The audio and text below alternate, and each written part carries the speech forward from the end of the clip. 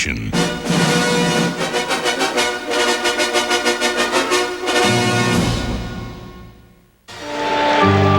Let us celebrate this glorious day. Let us celebrate seasons past. Let us celebrate the season to come. It really didn't matter what happened in the regular season for this football team as long as we made it to the playoffs, because all this team's going to be judged on anyway is how we do once we get in January. Sweet grace, how sweet the sound. We will go to the Super Bowl. We will get our third straight. We will do something that's never been done before. Saved a wretch like me. I feel like we have a great chance of getting back there. I really do. I really feel like we're definitely one of the best teams in the league, if not the best team in the league. I once was lost. It's kind of like that one shoe company had a T-shirt slogan, "Shut up and play." And it's that time. It's time to play. But now I am found. Was blind, but now I see. Hey, open them doors. What, did somebody turn up the heat? No way. It's Division Playoff Sunday. It's the NFL on Fox. It was 1967. These two teams went to war in one of the greatest games ever played. A contest so cool, they called it the Ice Bowl. Then, a prince named Landry was waiting in the shadows while a king named Lombardi reigned supreme. Today, the Packers have plenty of faith, and even without Sterling, Mr. Favre has never been sharper. And this power preacher is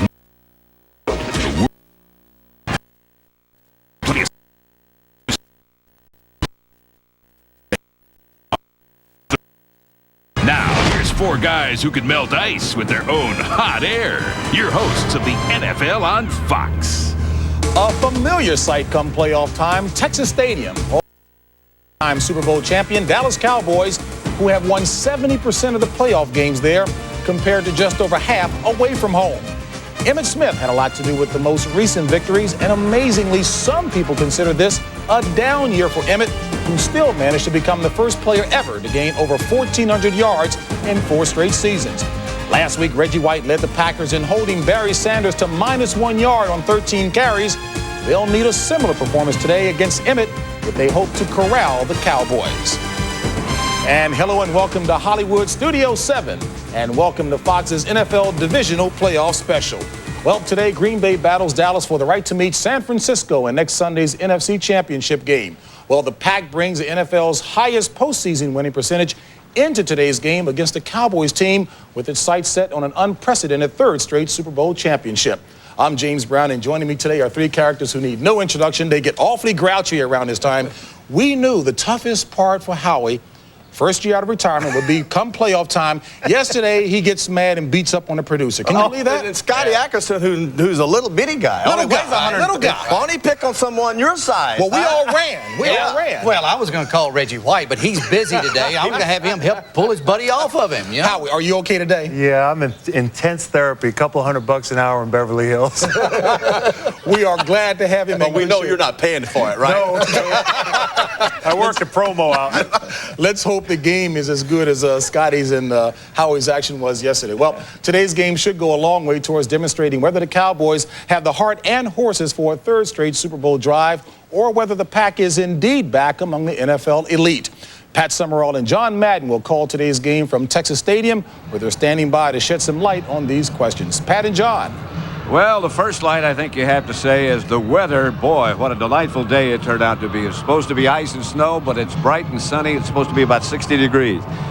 The Cowboys have the horses, but the real question, JB, I think, is are they healthy horses? And what do you think, John? Well, you know, when we talked to them yesterday and we watched them practice, they look like they're healthy. They say they're healthy. You know, Troy Aikman had the knee, Emmitt Smith, the hamstring, Michael Irvin has that quadricep injury. And you wonder, you can be healthy, but are they healthy enough to play at intensity of a playoff level game for the whole game? That's the question that I have. And I know one thing. I remember a year ago coming into the playoffs that the Cowboys were a lot more confident than they are right now. I think really they question their health situation a little bit. As far as the Packers are concerned and the Cowboys are really concerned, they have to find out where Reggie White is, and then they have to get him blocked. Yeah, and you remember the last time we were here and we did these two teams, you watched Reggie White here against Larry Allen. He has this move right here. I used to call that move a cluck. I saw Howie Long do it once on the pregame show, and he called it the hump. Last night when we were talking to Reggie White, he says he learned that move from Howie, and he calls it the Howie. So he's going to bring that one off the shelf today. So if you see guys going flying off of 92, that means he just Howied them. And he's going to move up and down that Packer defensive line. The Cowboys' job is to find him. Now let's go back to JB. All right, Pat, thank you very much. And indeed, Howie tried to execute that move on Jimmy, Terry, and myself. We got out of there last night, no doubt about it. Look, we heard John kind of questioning the health of Dallas. The other question most people want to know, is Dallas really ready to make it 3 straight? Do you think so? Yeah, you know, if you listen to what Madden just said, that's the same questions I have. There was an old thing that Chuck Noll taught me, and he hated this when players did it. He called it false chatter. In other words, you say something and it sounds great, but deep inside you really don't believe it, JB. And I think the questions the Cowboys are having to answer today to all the media, they're tired of us saying what's wrong with them. They're tired of hearing they haven't scored enough points, only averaging 10 points the last. They're tired about Emmett and his hair, tired of this and tired of that, and they want to get to the big show. And, well, they're going to find out today. We'll find out in that opening quarter whether or not these Cowboys are ready to go and get that third title. Yeah, when you talk to the Cowboy players, to a man, they say, hey, we are focused, we are ready, we are sick and tired of people asking what's wrong. We would like for nothing more than to go to San Francisco. Wouldn't want it any other way and whip San Francisco. Get by Green Bay today, whip San Francisco. You know, Howie, everybody looks at the last, part of the season and the Cowboys and how they played. I actually think that they were bored the last few ball games. I think they're like a heavyweight champion. They've got a tune-up fight today, getting ready for the #1 contender next week. Well, that tune-up fight, I think, is going to be a pretty good opponent today. We'll see what happens with that. Well, there's a lot more to come when we come back. And a Cowboy who hopes to return to form after 2 weeks rest, that man, Michael Irvin. Terry Bradshaw talks to the man who's never been shy, and guess what? He's never been bolder. We will go to the Super Bowl. We will get our third straight. We will do something that's never been done before. I can't allow myself, I can't allow my teammates and anybody around me to think any other way. Brought to you by Aflac, insuring over 38 million people worldwide. By Quaker State 4x4 Motor Oil, the intelligent oil for hard-working engines. By Red Lobster, for the seafood lover in you. And by 1-800-COLLECT, the way to save on collect calls. All of Dallas is smiling with the knowledge that Troy Aikman is feeling healthy again. He's been zinging the ball in practice, and Dallas fans take heart. Troy is 6-0 as a postseason starter. But it's this man, Brett Favre, who was the NFL's second highest rated quarterback this season, trailing only Steve Young. Favre would gladly trade that Pro Bowl invite that he didn't get for a shot at the Super Bowl, and Bradshaw agrees. Back in a moment. It's still guys you like. And I got scouts, I got people out looking at babies. We keep looking all the way through the playoffs. We don't even just look in this country. If this team could go out and play, the other teams may not even show up. The All Madden Team, Sunday, January 22nd. Michael Irvin's bruised thigh could be a big reason why the Cowboys have been limping on offense the last 4 games of the season. Cowboy fans have to hope that 2 weeks of rest are just what the doctor ordered for Big D's little offense. And welcome back to Hollywood, California. You know, the Cowboys lost 2 of their last 3 games after clinching the NFC East, and they look bad doing so. Now, Terry, I understand that you invited one of your neighbors, Michael Irvin, over to your house this week. Had a little conversation about the power of positive thinking. You're kind of proud of yourself. Thank you very much. Little ad-libbage, as you said. I like a little ad-libbage. You know, there are a lot of players in the National Football League I look up to, most of them. And a lot of them really, I'm not sure about. But this Michael Irvin guy is one of the neatest guys. And if you ever get the chance to sit down and talk to him, you find out just how much fun he can be. And he's also very honest. Check this out. Michael, is this team in better shape this year than it was last year? That's a good question. You know, people. That's why I'm here. I'm here to ask good questions. I figured that. You know, people always say, are you a better team this year than you were last year? And we lost a lot of good players last year, last offseason to free agency. You talk about losing Ken Norris, Thomas Evers, Kevin Gogan, John Giesecke. Tony could see us, and then you still say, are we a better team? Every year we're going to be, I don't think we're going to be as good, as talented as we were the year before. So we just got to come back and say we got to make less mistakes than we did the year before. And the thing is, we're not doing that right now. We're not making less mistakes. We're making more mistakes, if anything, and that's what we got to straighten out before that first playoff game. Who is stepping up right now for the Dallas Cowboys that as a leader that may be a little bit out of character for them to do so? I tell you what, who's leading our team, quite honestly, is Coach Switzer, period. Are you serious? You know, and I'm dead serious, and I know he's been taking a damn bashing. But, you know, people don't understand what goes on around and behind closed doors and the things that he say to us, and we're going to be fine. We know we're going to be fine. You know, the thing is, we got to play football with the same confidence that we played in years past, regardless of who's going and who's here now.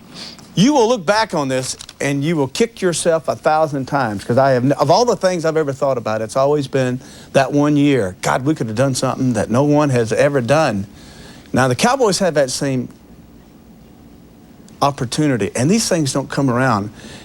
But I look at production, and I think, well, Michael can't drive off. They're reading your routes, cuts, insides, quick slants. They're sitting on them. Okay? And people don't want to hear excuses. It's not excuses. It's just the reality of it. It's not to say that we're not going to accomplish what we want to accomplish, what we set out to accomplish, because we will do that. That I promise. We will go to the Super Bowl. We will get our third straight. We will do something that's never been done before. I can't allow myself, I can't allow my teammates and anybody around me to think any other way, because then it's poison. Will this team make it back to the Super Bowl? Yes, sir. Yes, sir, Reebok. Let me ask that again. This team going back to the Super Bowl this year? Yes, sir. Can I say that? You want me to say yes, say it again? Sir, yes? I don't know if it's for my benefit or yours. Hey, you know what? I don't need to say it for my benefit. I say it for yours and for everybody out there watching. You know, don't worry about us. We're going to be fine. Yep, he's going to be fine. He sees something else. Yes, sir, Bob. Yes, sir. Well, Coach, you believe all this stuff? You think you believe? Well, does Michael believe it? Well, first of all, if he was 100% sure, he wouldn't have called you sir. I'm going to have to put a Howie on you now. But I tell you what, Michael Irvin played for me for 2 different teams, and he is fantastic to have on a team. Just his enthusiasm, his attitude, and it carries over to all the players. And I think Michael's really trying to give them a spark right now. I think they need that spark, but the bigger spark is going to come if Michael and Alvin Harper get involved in the passing game and get some of those touchdowns like they did in the playoffs last year. That's going to be the big key, production on the field today. Anytime you're successful as a team or as an athlete, I think you have to constantly reevaluate where you're at mentally. You have to find ways to trick yourself into being the best. When you're the best every year, as the Cowboys have been the last couple of years, they get complacent. They have to find some type of inspiration, and right now it's the world against us. They think everyone's against them. The Cowboys are the team to beat. They feel they're confident. They're ready to go. Yeah, well, I'd like to see one 65-yard bomb to Harper right off the bat and let me know that Harper's in the game. Then I would be convinced of all of this. How many brothers and sisters does Michael Irvin have? 17. He's got a large group. 17. So the point is, he knows exactly what to say. Right. We'll he see. sets the stage. We'll see what happens on the field today. All right, folks, don't get off that couch. We'll be right back with a live report from Dallas. And a young man who definitely bears watching is Packers wide receiver Robert Brooks, who had 9 receptions only during the regular season and 7 big catches for 88 yards while filling in for Sterling Sharp last week. Here's a guy who's happy to be an underdog, Sean Jones. His old Oiler team wound up 2-14, while Sean's Packers are still in the Super Bowl hunt. His 10.5 sacks led the pack and made him the perfect bookend for one Reggie White. Well, the Packers head into today's game at Dallas riding a 4-game winning streak, but they also bear the burden of a 4-game losing streak against the Cowboys. Ron Pitts reports from Texas Stadium on how Green Bay hopes to reverse the latter trend. And hello, Ron. Hey, JB, how you doing, bud? You know what? I played for the Pack. I know a lot of guys in this team pretty well still. And I'll tell you what, I know when they're confident, when they got that look, and I also know when they're kind of blowing smoke. The Green Bay Packers are very confident of a win here today against the Dallas Cowboys. The main reason for it is what happened here on Thanksgiving Day. They had some success moving the football, particularly in the air, Sterling Sharp with 4 touchdown catches. But, things have changed a lot since then. Of course, Sterling Sharp, he is not active, and you can't always expect for your defense to have the kind of performance they had last week against Barry Sanders. I talked to Brett Favre when he got off the bus this morning. He said we're looking, of course, for that perfect 50-50 run-pass split. But he said there's also some things we got to avoid on offense if we're going to be successful.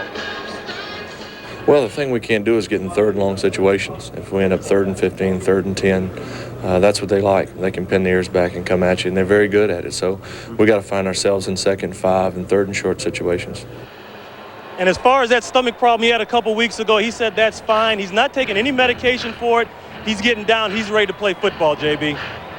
All right, Ron, thank you very much. And Ron is looking fit enough that the Packers might want to consider rehiring him for their secondary. You know, a big part of the Packers' recent resurgence on offense has been the use of the tried and true football weapon known as the screen pass. The guys are ready and waiting at Foxfield to demonstrate how the Packers earned the title of the Screen Pass Kings. Professor Bradshaw. Thank you, Reverend Brown. Thank you. Ball George, thank you. Well, boys and girls, this is our last year to use our football field, so we thought we'd bring the coach and the big Howie over here and demonstrate the king of screens of the Green Bay Packers. And, Jimmy, you say that the Cowboys are going to do a little something different today to stop the Packer screens? Well, Terry, Edgar Bennett is probably the best screen runner in the entire National Football League. He does a great job of it. He's had a lot of success this year. And the Cowboys' ends and linebackers will look for a little tip to see when he's going to run the screen pass. Now, he's fullback. He's a fullback. And normally, Edgar Bennett will come out of his stance and he will check his responsibility for protection if there's a blitzing linebacker. If there's no blitzing linebacker, he's going to go on out into the pattern. Now, when he's going to run a screen pass, Edgar Bennett now, instead of stopping right here, he goes up into the line of scrimmage to kind of mix in with the offensive lineman and then wheel back around to set up the screen. So the ends and linebackers will watch Edgar Bennett to see if he's going to hide up into the line of scrimmage, and that'll tip them off if they're going to run the screen pass.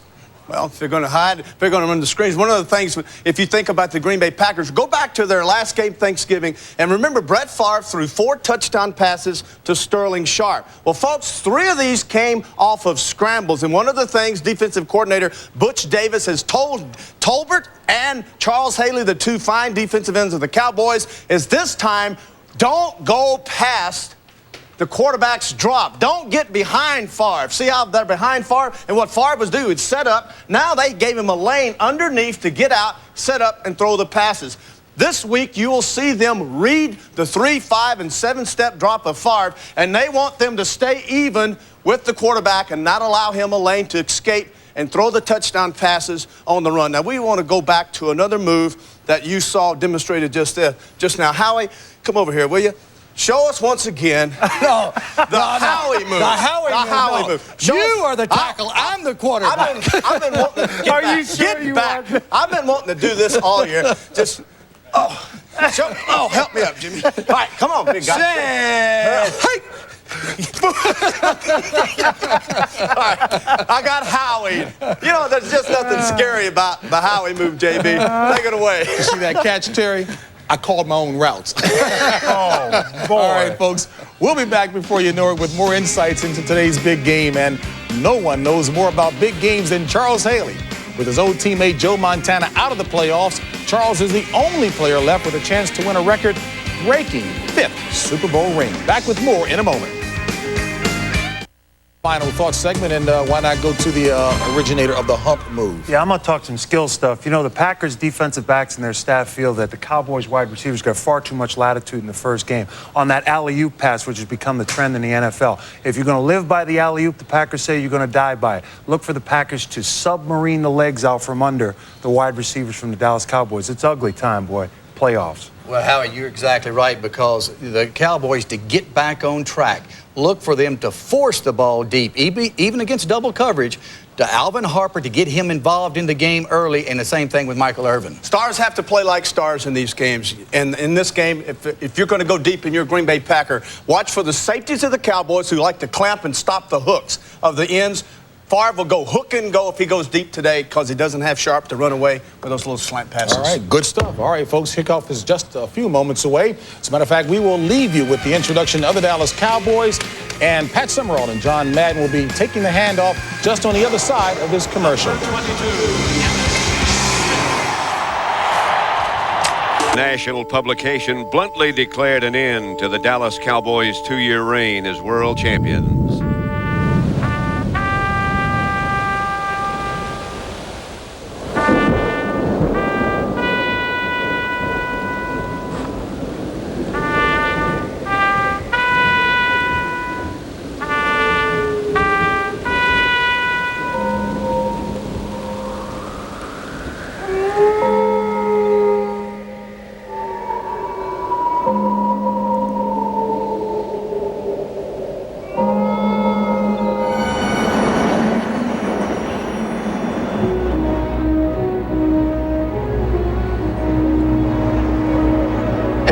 Packer. We'll raise it from the grave. Remember, we're supposed to be dead, but we're the world champion Dallas Cowboys, and we're not dead yet.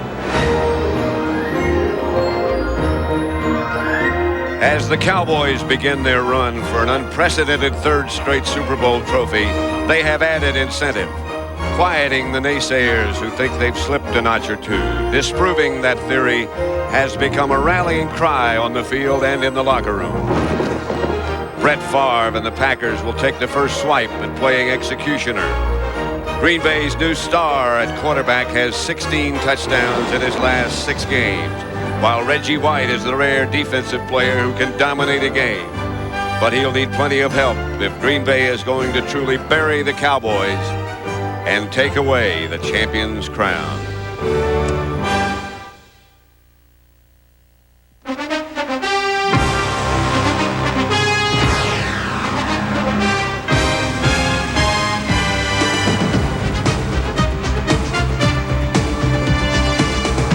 A delightful day in Texas as the Green Bay Packers face the Dallas Cowboys at Texas Stadium.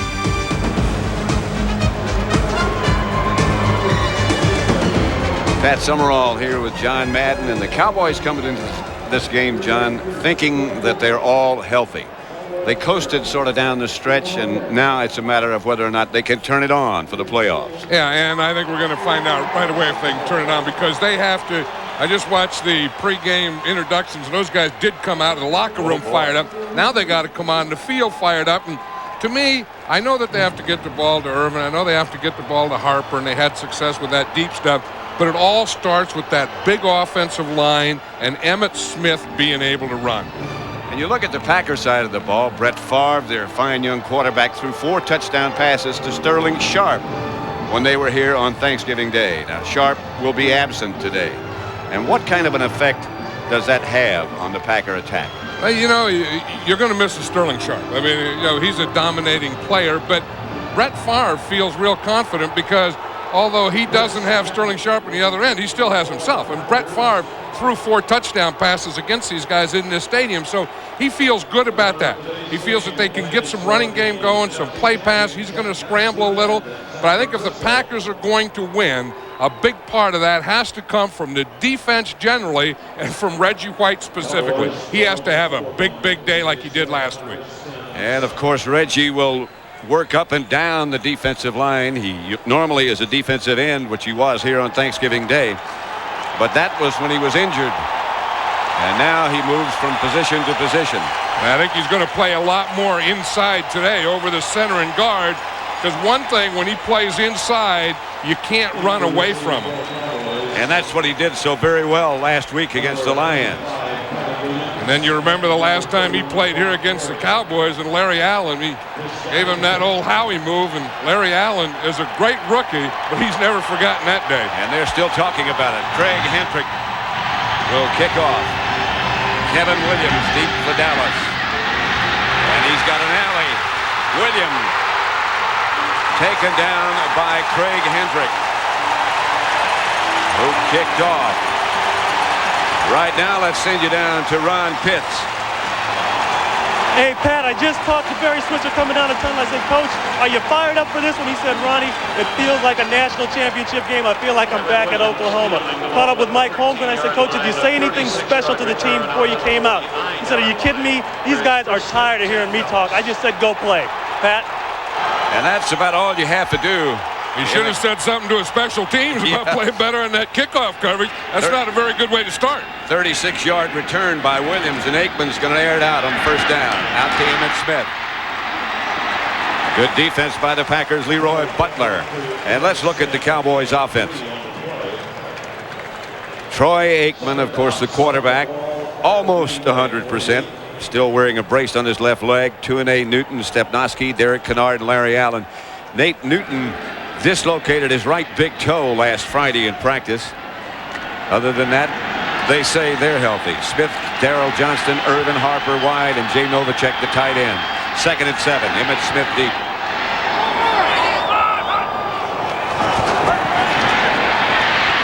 Aikman gets it to Irvin. Irvin inside the Packer 30 to about the 26. Leroy Butler knocked him out of bounds, but let's have a look at the Packer defense. Right now they're on their heels. Irvin said he was healthy. Aikman said he was healthy. The Packer defensive front four: Sean Jones, Davey, Yurkovich, and Reggie White. Kuntz, Strickland, and Bryce Paup, the linebackers. And in the secondary, Evans, Teague, Butler, and Buckley. 1st and 10, Dallas at the Green Bay 26. Emmett Smith straight ahead, banged down inside the 20 to the 16. George Teague stopped him. Boy, did they get a double team on Reggie White. You know, if you're going to run, we talked about it, you got to block this guy. Watch Derek Kennard and big Larry Allen come and double team. This is what you have to do. Boom, you get them turned, you get them going backwards, and if you're going to defeat their strength, one coach's deal is say, run right at it. And Reggie White is out of the ball game. Steve McMichael has replaced him. 2nd and 1. Emmett Smith again. Emmett might have gotten the first down. That's about all. George Kuntz made the stop. I'll tell you one thing, the Cowboys have come out firing, like we said, and this offensive line of the Cowboys is dominated. On that pass to Michael Irvin, Nate Newton and Stepnoski blocked against Reggie White. We saw that big run there by Emmett Smith, the double team, Larry Allen and Kennard. These guys, this front offensive group is coming out firing. 1st and 10 at the Packer 14.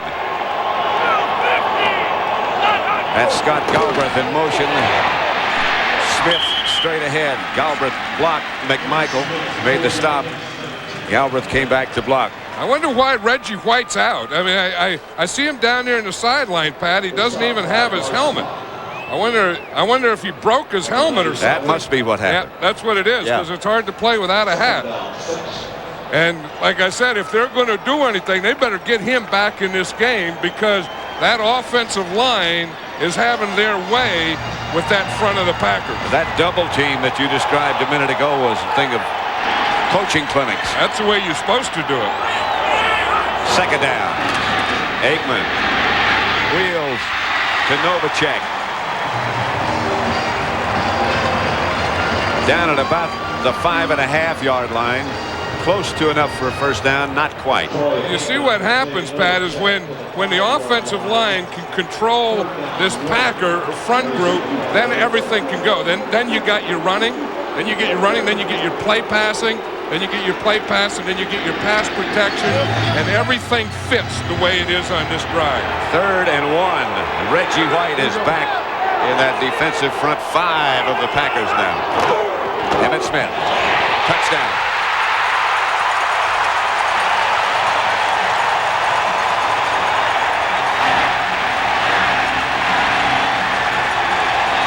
That is a very impressive drive. From the kickoff return to the trip to the end zone. That is vintage Cowboy football. Watch us. You talk about blocking. Emmett Smith comes in here. It looks like he comes in being untouched. Look at those holes. There's nothing there. He just squares his shoulder, and no one touches Emmett Smith from the backfield to the end zone. Now that is domination by the offensive line. Bonio for the extra point. 7-0. Dallas leads. 11:01 left to play in the first quarter. And they came out smoking.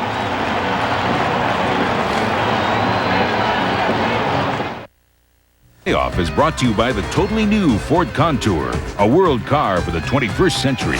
By the American Express card. Don't leave home without it. And by McDonald's, the official restaurant of the National Football League.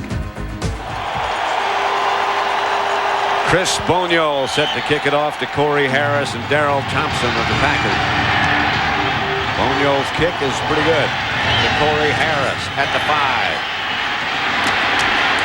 Harris taken down at the 25. Let's watch that touchdown run again. It starts here. Nate Newton, Mark II, and they start on a good double team. Then Nate is so big, he just seals off here. Emmett Smith starts to follow the lead and then just walks right into the end zone. But it starts with Nate Newton and Mark II, and they boom. You see, they get that movement right there. And then Emmett Smith could just cut right back where Nate Newton was. Big old Nate, he gets that stuff going, and he gets it going upfield. He can take 2 or 3 down there, and that's why that can be an empty highway going in. Even with a bad toe. 1st and 10, Green Bay. Reggie Cobb was the man in motion. Flag on the play. They might have taken too long.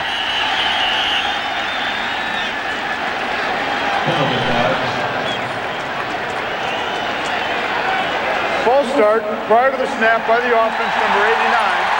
5-yard penalty remains first down. Ed Hockley's the referee.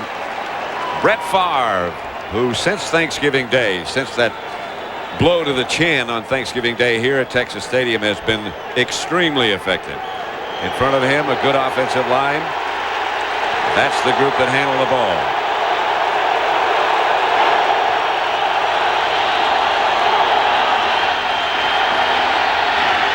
Edgar Bennett hit by Russell Maryland for a loss. And let's have a look at the Dallas defensive unit.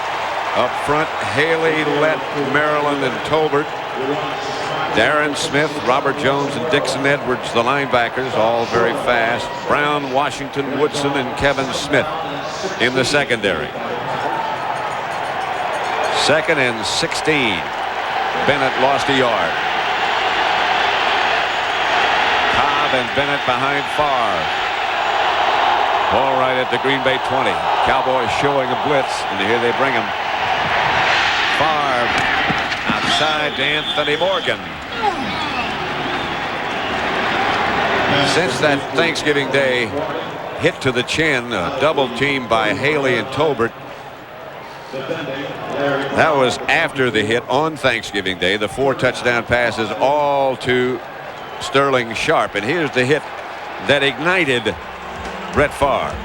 Most of the time guys get hit and they get stuff knocked out of them. I think that hit knocked something into Brett Favre because, like I said, after that he threw 4 touchdown passes, and he's been hot ever since. Maybe the hottest quarterback in the league. 3rd and 4. Favre gets it outside to Edgar Bennett, and that will be a Packer first down. Out of bounds at about the 38-yard line. Darren Woodson took him out of bounds. Edgar Bennett is excellent coming out of the backfield. He's one of those guys that can run the ball and block when his shoulder is okay, and then, as you say, a good receiver out of the backfield. And Mike Holmgren, using that West Coast or 49er offense, the fullback is a big pass receiver in that offense. They always say we have to be able to run the ball. The Packers have difficulty doing that. Edgar Bennett, a good surge straight ahead, stopped finally by Robert Jones, but good yardage. That's the kind of thing they feel they have to be able to do. And again, they want to run straight at him because if you look at this Cowboy defense with Darren Smith, Robert Jones, Dixon Edwards, the linebackers, Haley and Tolbert, they all have so much speed up front that you can't run right and left. If you're going to negate their speed, you have to run right at it. 2nd and 3. Reverse coming to Brooks. Robert Brooks into Dallas territory, down the sideline, finally knocked out of bounds by James Washington. But he gets all the way down to the Dallas 34.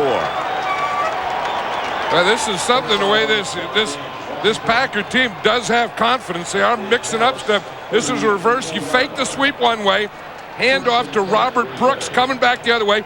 Your lead blocker is your quarterback, number 4, Brett Favre. He makes a block right there, and that springs Brooks for another 5 or 6 yards. But if I had any quarterback in the league that I would want to be my lead blocker, I mean, you don't want that too much, but it would be this guy here. Brett Favre. Brett Favre, yeah, what the heck? Brooks, by the way, was a running back in college. Straight ahead is Bennett for perhaps a couple. Leon Lett is the first man to hit him. Sometimes Brett Favre comes out and he's a little too hyper early in the game, but I don't feel that in this game. I feel his first few passes, he looks calm, and he looks like everything, because he's a guy who plays quarterback and kind of has the mentality of a nose tackle. And don't you think the absence of Sterling Sharp means that he has taken more responsibility on his shoulder. Yeah, and he has to do a lot more reading, too, because he just can't look for Sharp all the time. Favre. Incomplete, intended for Morgan. James Washington was one of the two Cowboys close by. You know, and here's the situation right here that Favre was talking about that he wanted to stay out of, that 3rd and long.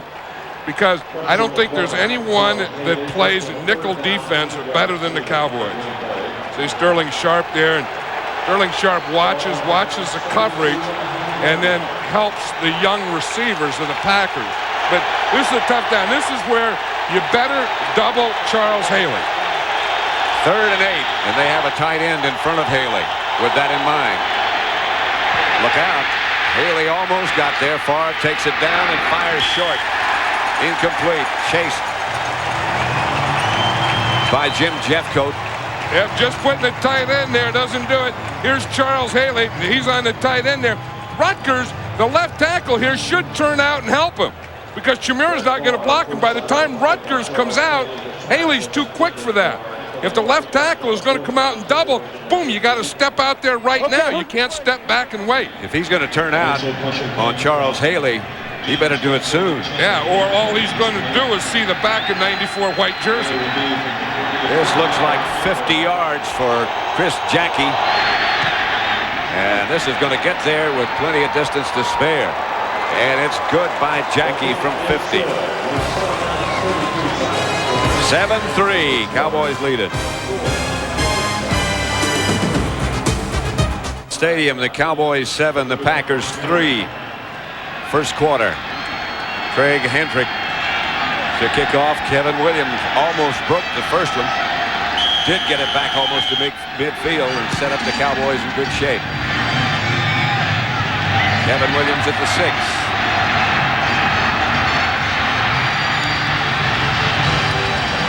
And a flag on the play as Williams gets back to about the 27, stopped by Tim Hawk. And the Packers have had trouble with that kickoff coverage against the Packers. Remember on Thanksgiving Day, it was the kickoff return in the second half that got the Cowboys started with Jason Garrett at quarterback. And then today, that first kickoff return. Illegal block in the back by the receiving team number 50. 10-yard penalty, first down. That was a playoff signal for a first down, too.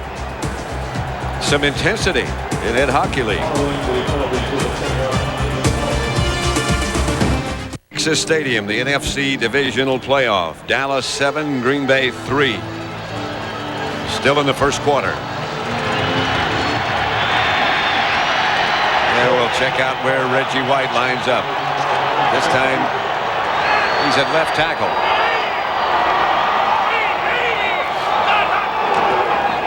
Emmett Smith. And Emmett flashes out of there. Stopped again by Leroy Butler, but good yardage. Right now, let's go back to James Brown in Hollywood for a McDonald's game break. All right, Pat, San Francisco is primed for a championship run. Yesterday, William Floyd set a rookie record with 3 touchdown runs. And league MVP Steve Young, yes, indeed, he showed a rookie's enthusiasm as he found his way to the end zone and confident that his teammates will protect the franchise. The NFC Championship next Sunday here on Fox. And one of these two teams will face the 49ers at Candlestick next week. Aikman back to throw it. Protection is good. Threw it to Darrell Johnston, who normally would make that catch. Yeah, you know, you're not going to see that very often. And one of Troy Aikman's favorite receivers, Darrell Johnston's one of the crowd's favorite is Darrell Johnston. You don't see him come out and put that ball in his hands and throw it down very often. No. You know, Troy is wearing that receiver in his helmet this time. He's getting the plays from Jason Garrett. He was the only quarterback in the NFL that didn't use this, and it's the first time he's used it today. To Emmett Smith. Dragged down by Reggie White. I think this is the first play that Reggie makes, and you're going to see him here. You see how low he stays? and he's going against Nate Newton. Now, there is man against man. I mean, they're square on each other. Nate almost gets him to buckle, but Reggie just held him and waited for Emmett to make his break or his move. Then when he made his move, then Reggie White was just off and made the tackle. That's more than man against man. That's a lot against a lot. A lot of man against another lot of man. Really. Here's Aikman back to throw. Up in the pocket. Pass is caught by Michael Irvin, who lunged maybe. Pass is incomplete. Ruled incomplete. Ooh, watch out, Michael Irvin. Watch out, Alvin Harper. Yeah, you don't want to touch one of those officials.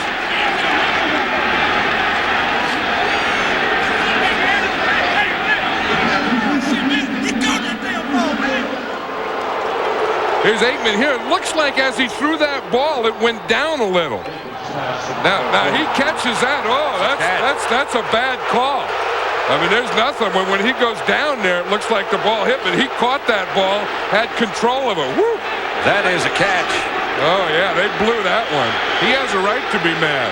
The Barry Switzer saying, get out of there and get away from him. They don't want him thrown out of the game, obviously. Yeah, I know, but look what that causes. I mean, that causes a fourth down and punt. They got to give the ball back to the Packers. That was a big, big play. He had the first down, and he had the catch. John Jett back to punt. Low line drive kick to Robert Brooks. And Brooks almost with that last little surge. Brooks through the pack. He was tripped up by Dave Thomas. 7-3, the Cowboys lead. Fox NFL Special, the NFC Divisional Playoff, is brought to you by IBM.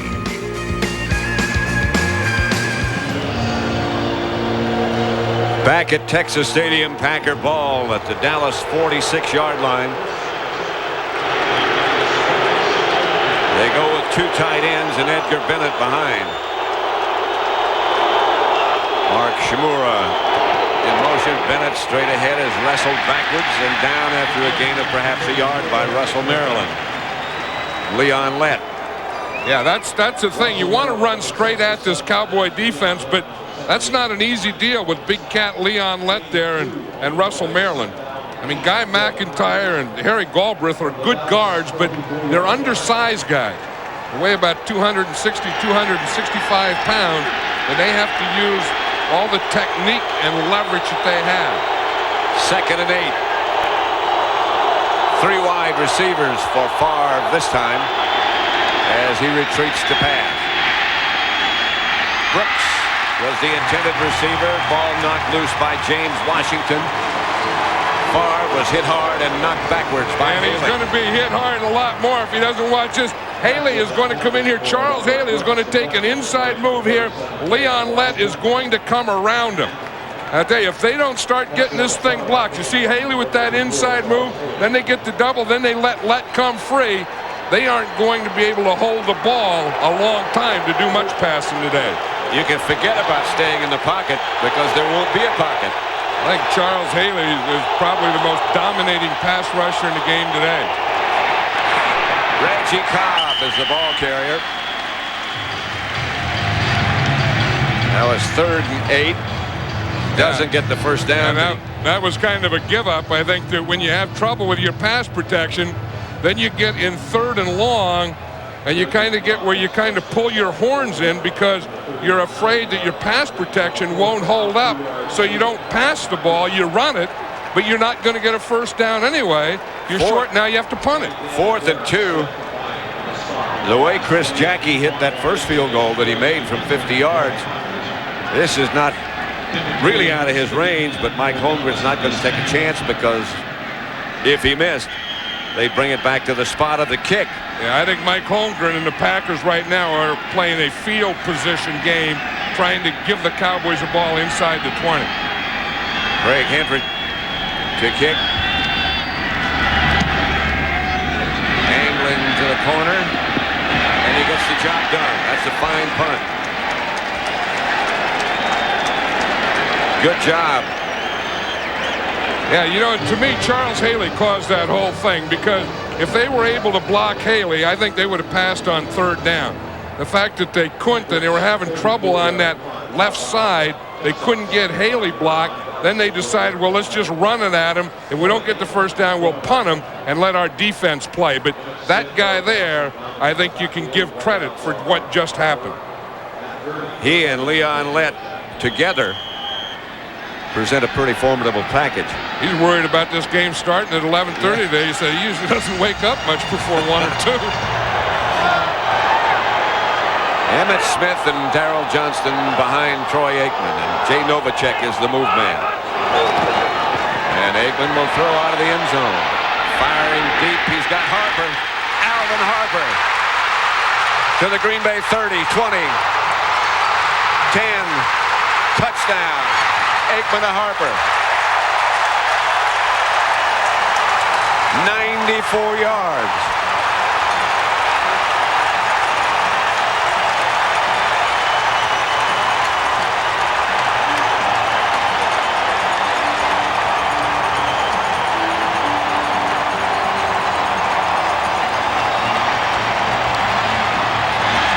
It all starts with pass protection. Watch Nate Newton here. He draws Reggie White, and we said if the Cowboys are going to do anything, they have to get Reggie White blocked.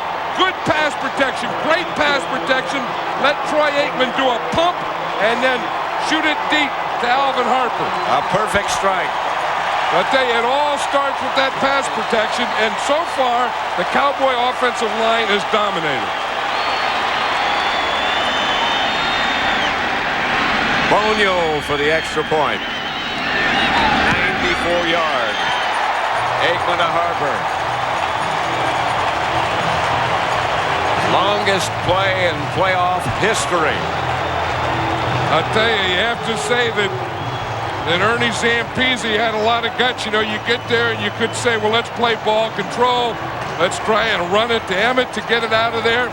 Ernie Zampese doesn't think that way, Pat. Ernie thinks, what the heck, if we can do it in one strike, why race 10 or 12 plays? There's Ernie right here.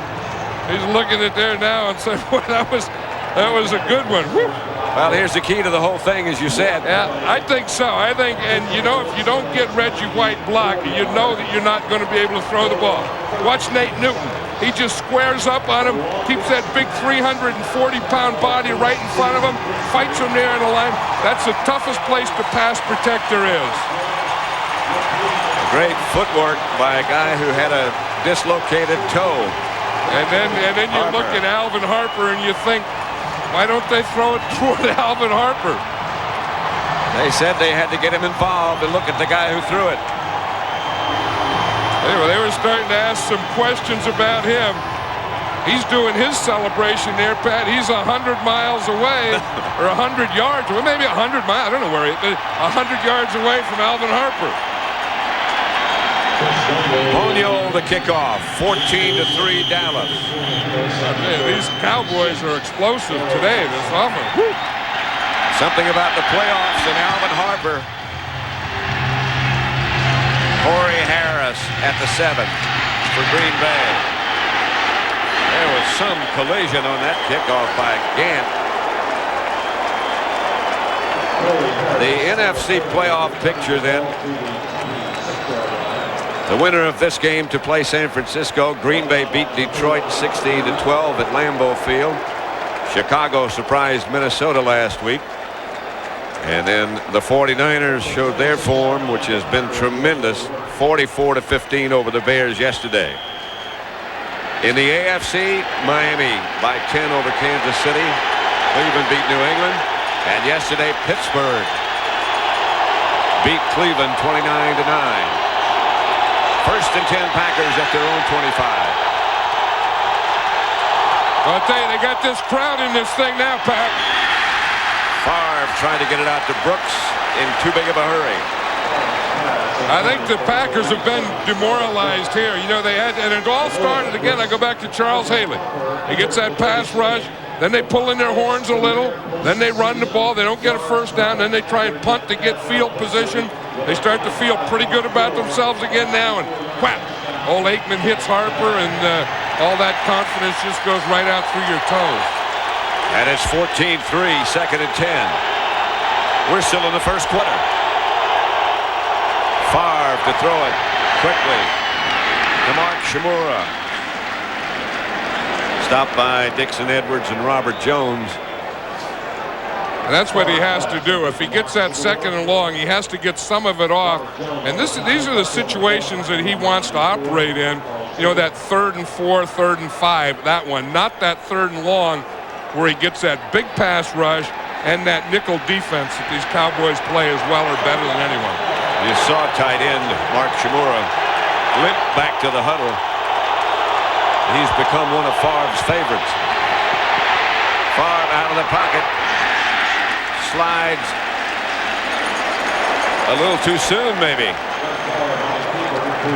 Well, he saw Charles Haley coming again. I mean, Haley was getting upfield against Ken Rutgers, and then he went underneath. And again, he was going to be the guy that was right there. They better get Haley double, and they better get Favre. I mean, even if they have to keep a tight end and just double that guy, not let him run up and under and around the field the way he's doing. They talk about Favre having happy feet. Perhaps they're a little bit more on the nervous side now. Well, Haley. Charles Haley hasn't left any of his stuff on the shelf today. This is a good punt. Fielded at the 20 by Kevin Williams.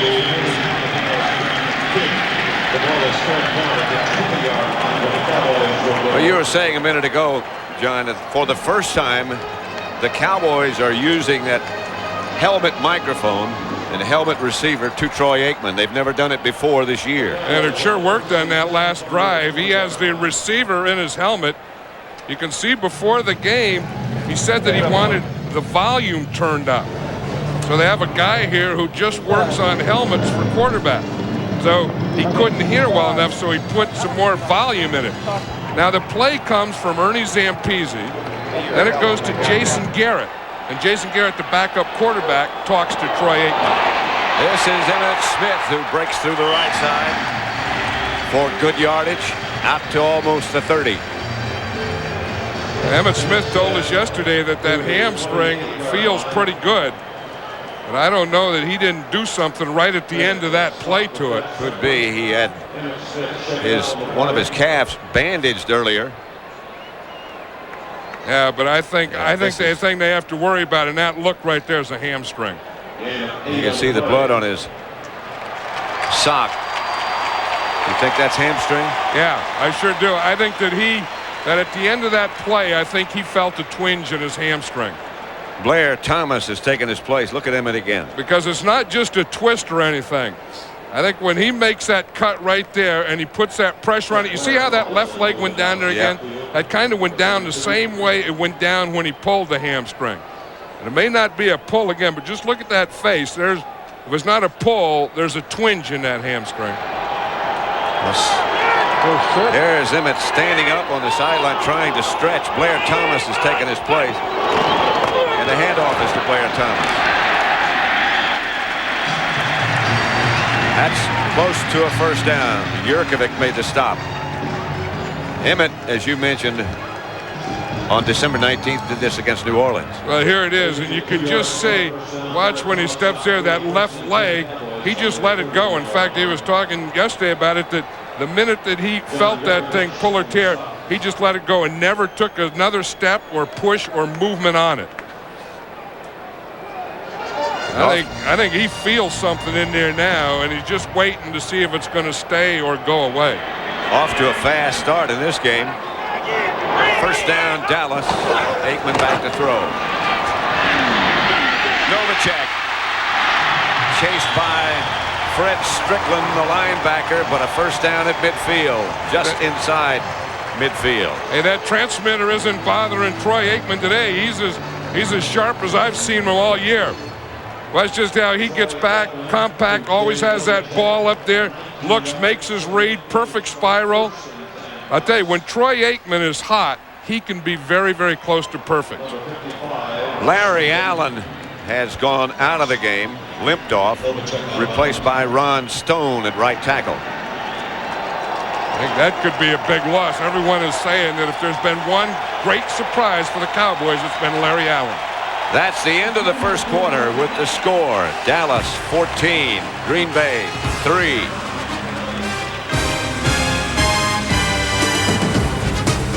Summerall with John Madden. Dallas leading Green Bay 14-3 as we begin the second quarter. Just on the Green Bay side of the 50. 1st and 10, Dallas. Novacek moves. And Aikman will throw. Michael Irvin still on his feet. I'll tell you, Reggie White gave Troy Aikman a hit that time. Right now, for an update, let's send you down to the sideline to Ron Pitts. All right, Pat and John, you know, initially coming out the field, it didn't look that bad for Emmitt Smith. But checking him out on the sideline here, he had his head down in his towel, and whatever it is, it's not good. He is worried about it. He is concerned about it, and we'll check it out. We'll get back to you on that a little later on. All right, Ron. Blair Thomas, in the meantime, on 2nd and 5, has taken Emmitt Smith's place. And Thomas gets the carry. Gets across the 45 to the 44. Reggie White made the first hit. Yeah, you know, we talked about Nate Newton blocking Reggie White so successfully on that big one to Harper. The last two, Reggie rose to the occasion here. He's been on Nate Newton. Watch him on the play before. Here comes Reggie White there, and he's going to hit Troy Aikman just as he throws the ball. That was Nate's man. Then on the next play, he made another one. It's 3rd and 5. 3 wide receivers. Aikman, incomplete. Intended for Kevin Williams. Broken up by Corey Harris. There's Emmitt Smith trying to stretch that hamstring. Yeah, it's that same hamstring. Yep. It's that left hamstring, and the thing is you know your body. I mean, a professional athlete, a great athlete like Emmitt Smith, knows his body better than anyone. And when something happens to it, then you just try and stop everything and then see what's going to come back once you get it calmed down. He's been bothered by hamstring problems all year long. John Jett back to punt. Into the end zone and out. And they'll bring it back to the 20 where the Packers will start. 13:24 left in the first half. 14-3 Dallas.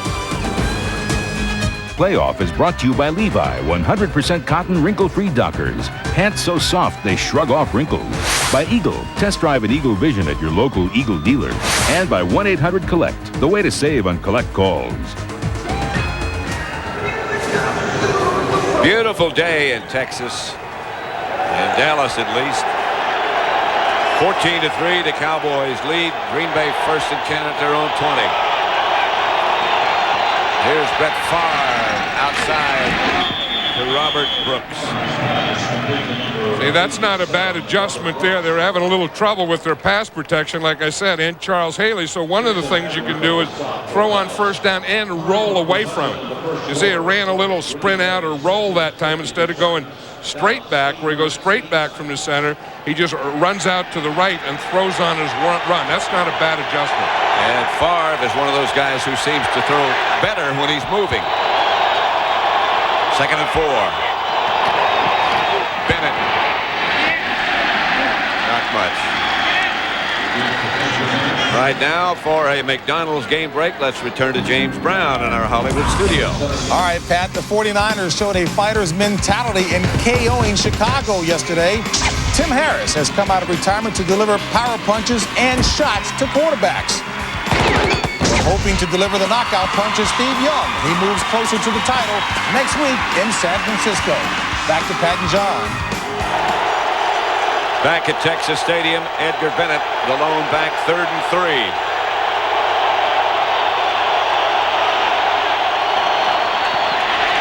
Favre on that rollout. Gets it to Mark Shimura, the tight end, and that'll get a Packer 1st down. Again, Favre on the move. Yeah, what he did that time is he bootlegged there, and you're going to get away from Charles Haley. So he's going to come in, he's going to fake to a back coming this way. Then he's going to come this way. Here's Haley here, so he wants to stay away from all this stuff and get on out here and see what he can find.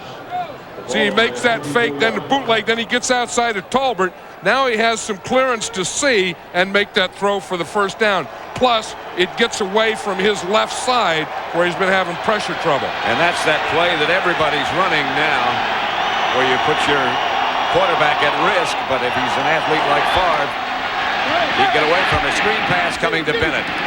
Tripped up from behind. Green Bay with a reputation. That's Leon Lett, who I believe got a hand on him to trip him up. And now he's down. One of the things the Cowboys were really concerned with, in fact, Jimmy Johnson was talking about it in the pregame show, about the screen pass and how they were going to play the screen pass. And I think we just saw it there. The linemen, once they see Bennett get up in there, once you see he gets up in there, they're going to come right down the line of scrimmage. And you see that's what Leon Lett did. And just as he made that tackle, he was speared by Guy McIntyre. Yeah. Did you see that? Right in the kidneys. But that's what that was a read that they want. When you see that fullback up in there, just come right down the line for the screen pass. Lett is up and walking. There's the hit that stunned him.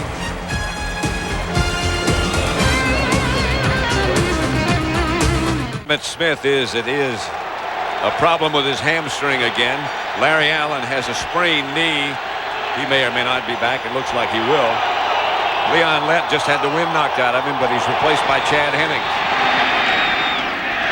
Edgar Bennett makes the catch. Robert Jones makes the tackle. You don't think Brett Favre know where Charles Haley is? Look at those eyes. He's looking at him. Boy, this guy's coming all day. He's just coming. And even when he doesn't get here, here's Haley, and he's just going to be right there. And even though, Favre's a tough guy, he doesn't look at any rush or not, but he knows that guy is right there. I mean, he knows every time he throws the ball, he looks at his face. He goes, oh, not you, old 94 again. And Haley might have reminded him, it's me again. I don't think Haley has to say anything. I think Favre knows it. Favre with protection this time, going deep. And out of bounds. Well out of bounds. Charles Jordan was the nearest Packer, and the Packers will have to punt. Well, if there's anything that has disrupted this Green Bay offense in this first half, it's been Charles Haley. And I think you don't have to tell Brett Favre that. I think he knows that as well as anyone. Because the success he's had throwing, he's been either bootlegging or rolling or sprinting away from that side. Haley's going to make all world in this first half. It's not even 1 o'clock yet. That's true, it's not. Greg Hendrick to punt. Another good kick. This one hangs up forever. Bounces into the end zone, and they'll bring it back where the Cowboys will start from their own 20-yard line. Dallas leading 14-3. Texas Stadium, the NFC Divisional playoff match between the Packers and the Cowboys, with Dallas leading 14-3. They have the ball first and 10 at their own 20. Larry Allen is back in the offensive lineup at right tackle, and Blair Thomas is the deep back.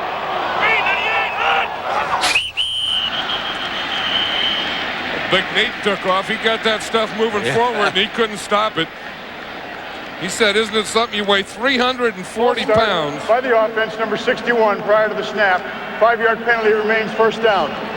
He was open. Yeah, he was open. Yeah, he just threw an air ball there, but he said, it's something. You weigh 340 pounds, and all that weight goes on a 16-ounce toe. Yeah, and Nate knew it. See, and that reaction is, not only did I do it, but the whole country watched me do it. First and 15, Aikman.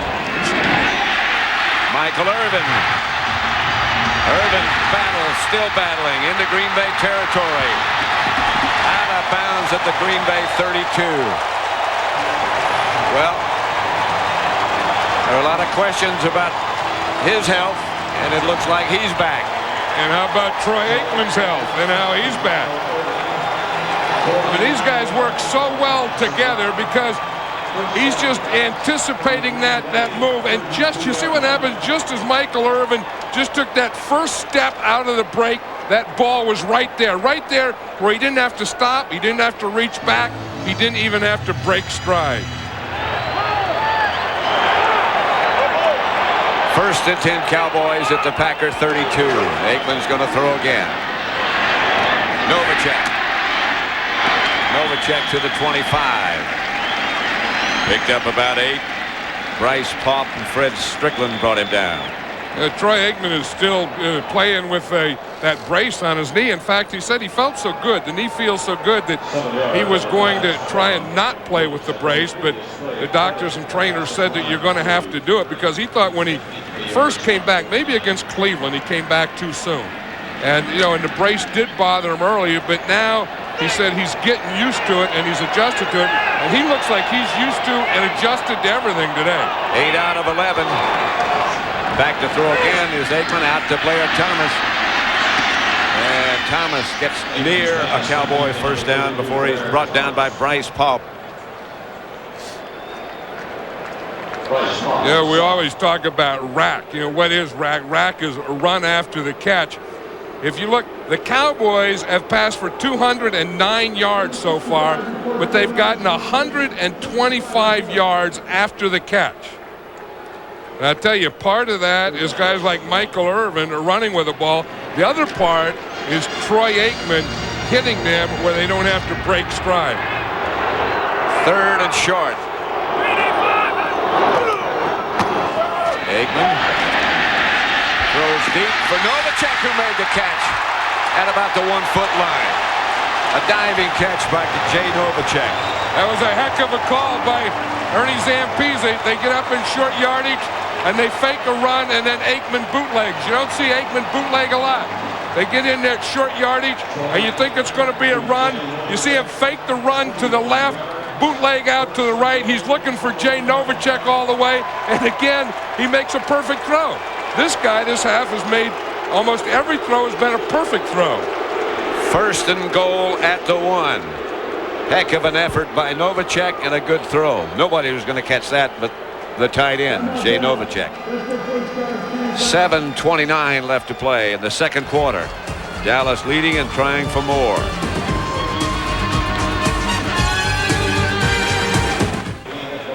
Back at Texas Stadium, look at the catch by Novacek. Of course, first of all, we watch a bootleg. When both backs go this way, Aikman fakes to him and then comes this way. But look at the effect that it has on those linebackers.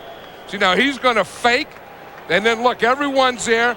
Now if we look down in the other picture here up on top, you see Jay Novacek just breaks behind, and Aikman, because of that fake, got Novacek just one-on-one out in the open field. First and goal. Blair Thomas doesn't get in. Fred Strickland stacked it up along with a lot of green-shirted help. And they're going to need Emmitt Smith in this run to the Super Bowl. And these are the types of situations where you need Emmitt Smith. Remember the last time they were down here in the goal line, they ran the same kind of play behind Nate Newton, who just see him limping there. He got that big right toe dislocated. But this is a place that if you had Emmitt Smith, just hand him the ball, and he may go in there again untouched. Blair Thomas, the deep back. Darrell Johnston in front of him. Aikman. Nobody close. Just had to get rid of it. See how you get a great running back that you rely on so much in short yardage and goal line, and you get him out of there, and it changes everything you're trying to do. Now you don't have confidence in the run, so now you have to go to the play pass. You have to try and trick them down here instead of just using your big offensive line and powering them. Third and goal at the 1. Blair Thomas. He'll get in. Nate Newton limping badly. Darrell Johnston got the key block for Blair Thomas. That's a big advantage of this Cowboy team, is having a big, strong, powerful offensive line and a fullback that blocks like number 48, Darrell Johnston. Watch him here in the lead. You're going to get number 48 and 61. Johnston right there, boom. Newton right there sealing off the inside, and no one is going to touch Blair Thomas. You know that Johnston is just like having another guard, too. He's about 250. Always seems to pick the right guy. Chris Bonio for the extra point with Novacek holding is good. And the Cowboys lead it 21-3. 6:45 left to play in the first half. Reggie White, Packers' great defensive lineman, has 145 career sacks, the all-time NFL career leader. Our Aflac trivia question is, how many different NFL quarterbacks has Reggie White sacked in that great career? And we'll let you know the Aflac answer right after the kickoff. I'd say 250. Different quarterback. Yeah. Because I'd count playoffs, regular season. I'd count practice. I'd count when he was in the World Football League or the USFL. Yeah. At Tennessee, maybe. I'd count when he was at Tennessee. Well, I think you're low then. I would count when he played in the street. You know, you just choose up sides and say, you be quarterback, I'll rush. I bet he was the first guy picked. Yeah, but maybe not, because he may have been too big. You know, I mean, guys that are big like old Reggie, you're always, you know, you just block all the time, you rush all the time, or if you're playing heats, you guard the fort all the time. If you play baseball, you're the catcher or the backstop. Yeah, you block the plate all the time. Yeah, I mean, that's what you do. You block and you guard stuff if you're that big. Corey Harris and Charles Jordan back deep for the Packers. Dallas leading 21-3. Second quarter. Chris Bonio to kick it off.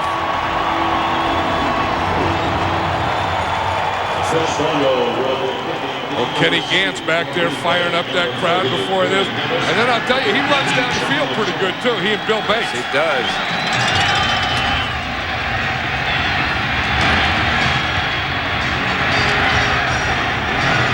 Good job by the kickoff coverage teams. They downed the Packers at the 25. The Aflac trivia question: how many different NFL quarterbacks has Reggie White sacked in his career?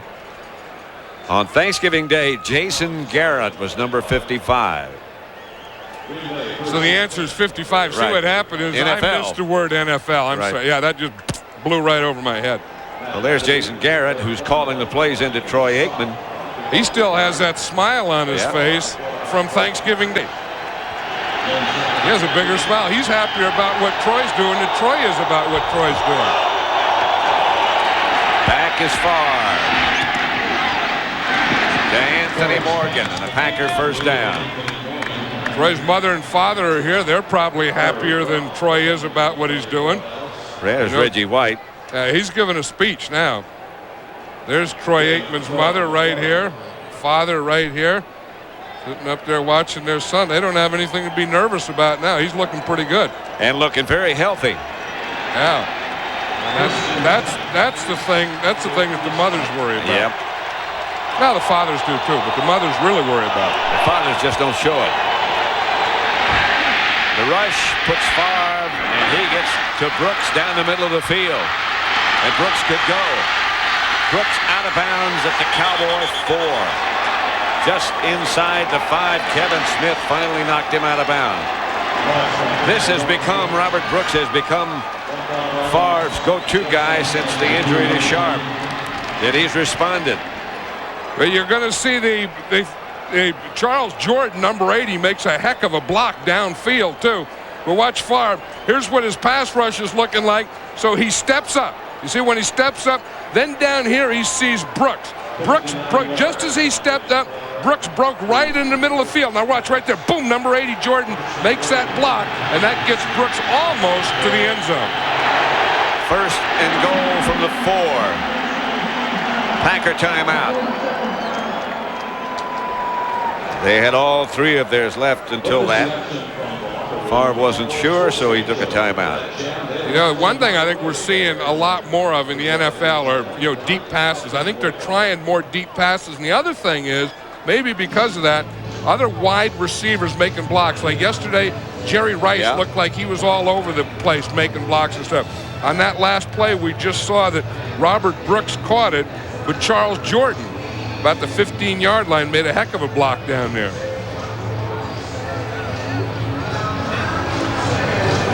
Brooks, again, was a running back in college at South Carolina. And I watch him try and get that ball in there. I mean, he knows that he has to be inside the pylon. The pylon is out of bounds, And it looked like he was out of bounds before he ever got to the pylon. I think he had stepped out of bounds back at about the 4. That's where they marked it. But they always want touchdowns, but when they get inside that 5, they can really smell that goal line. They're going to dive for it, even if they did step out of bounds. First and goal at the 4. You know, Charles Haley wasn't in on that pass rush. In fact, you see him standing there on the sideline. He's not in now either, but Favre can do things. That's the old, the mice play when the cat's away. Favre is going to throw and does. Incomplete, intended for Dorsey Levens, I believe. Incomplete, yes. His back was to us. Now it's not. Yeah, you see here, that thing kind of wobbled out of there, but it just went right through his hands, and then by the time he got control of it, he was out of bounds, but he did catch it. But when he was juggling.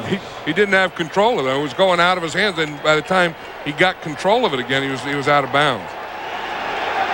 Edgar Bennett will be the lone back behind Favre this time, as they have 2 tight ends and 2 wide receivers. Bennett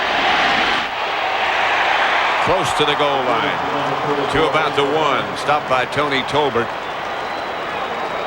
You see what Brett Favre did that time. This is what quarterbacks do with that bootleg being such a big play. After they hand off on a run, they always fake or check bootleg. And if we watch it here, once you hand off to Bennett, now Favre is going to fake it and then come on out here to see if that bootleg is going to be there on another play. This is what you call setting up. See him hand up. You see Favre come out here and looking. He's looking to see how they defended that. Levens and Bennett behind Favre this time, and he rolls. Favre is high in the end zone and incomplete. Shimura was the intended receiver, and there was nothing there. Yeah, Favre could have ran that one in, though. There was nothing there to pass, but the run was there. When he started to get flushed out here to the left, it looked like to me that he just could have just taken off and made that end zone. I think Mike Holmgren has decided he's going to go for it here on 4th down. But if you watch here, he's rolling to the right, looking to the right, there's nothing there. Now as he comes back to his left, I think right there he doesn't see anything. He could have just taken off and ran that ball in. So it's 4th and goal at the 1. Favre to Bennett. He gets the touchdown for Green Bay. Edgar Bennett brings the Packers closer. A lot of Packer fans here made the trip down from Wisconsin. Yeah, but I think Packer fans are great fans. If you talk about loyal people and people that love their team, that's Green Bay Packer fans. This watch here is just going to be a lead. You see the lead is a halfback. Bennett just gets right in there. They get a little movement there. Bennett gets down low and gets underneath all the Cowboys' power. Green Bay going for 2. Favre stays in the game. It's 21-9. This would make it, if they're successful, 21-11. All kind of charts that tell you what to do when about this attempt at 2-point conversions. Green Bay has 1 out of 4 this year. Favre, the quarterback. Brooks, the man in motion. Favre's going to throw it. Knocked away and not good. James Washington back with Shimura. So the score remains 21-9 with 4.5 minutes. Well, for a long, long time, John Madden has been searching for a home for the Hall of Fame, and finally, it's been located. Good-looking place. Well, it is. You know, we stopped here. This is a truck stop, Greenville, Illinois.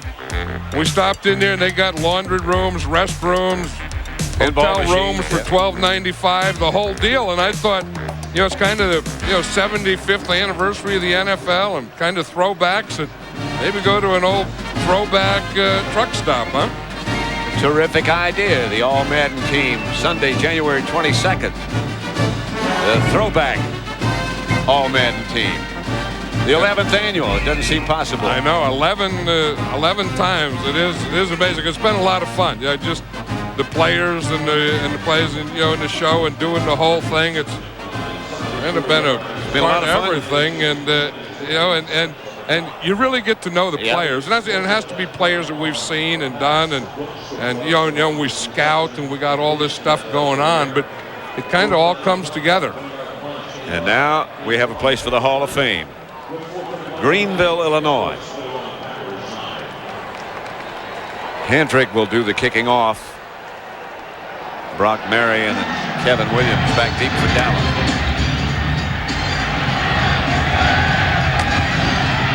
Kevin Williams. There he goes again. To midfield is Kevin Williams. He has really hurt the Packers. And if you're going to kick the ball to that right side, if you're going to directional kick it, and you're going to get them pinned down there, which they do. See, they directional kick it, and they get them pinned down in this area. Now your coverage has to come to that area. You have to shrink that whole field from the numbers to the sideline. You can't get spread out or blocked like that. He gets the ball into Packer territory. 1st and 10 at the Green Bay 48. Emmitt Smith still on the bench. Blair Thomas is the deep back. And Aikman's going to throw. Novacek behind the back, one-handed.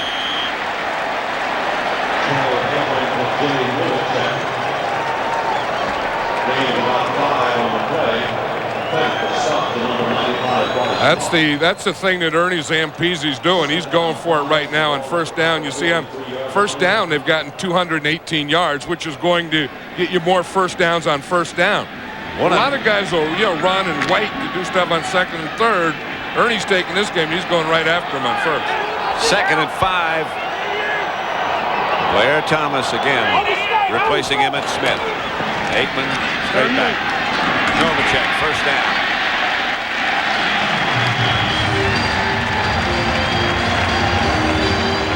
Mark Shimura of the Packers has an injured right knee. Talking about injuries, there's Eric Williams right there that I think was not only the best tackle in football, but the best offensive lineman in football. In an automobile accident, and the Cowboys lost him for the season. But when you think of Hall of Fame players, this guy was on that road. Oh, he was headed in that direction, no doubt about it. And you hope to see him back. I mean, because offensive linemen don't dominate a lot, but Eric Williams was a dominant offensive lineman. Handoff to Thomas. Inside the Packer 35, about the 33. Jurkovic tripped him up. And Eric Williams has done a lot with Larry Allen. I mean, he's there. He's watching him all the time. He's talking to him about guys that he's playing against. And I think that Larry Allen, for a rookie, has been an amazing guy. I mean, here's a guy, he came from Sonoma State. Right. And, and no one ever heard of him or ever heard of Sonoma State. Here the guy is starting in the NFL. 2nd and 8. And here's Aikman back. Pass is caught again by Novacek. Not enough for a 1st down, but close to it. Very close. When Aikman gets in a groove, and he's in a groove now, he just looks like whatever he wants to do, he's going to do, and it's going to work. 2-minute warning as Aikman heads over to the sideline. The Cowboys leading 21-9.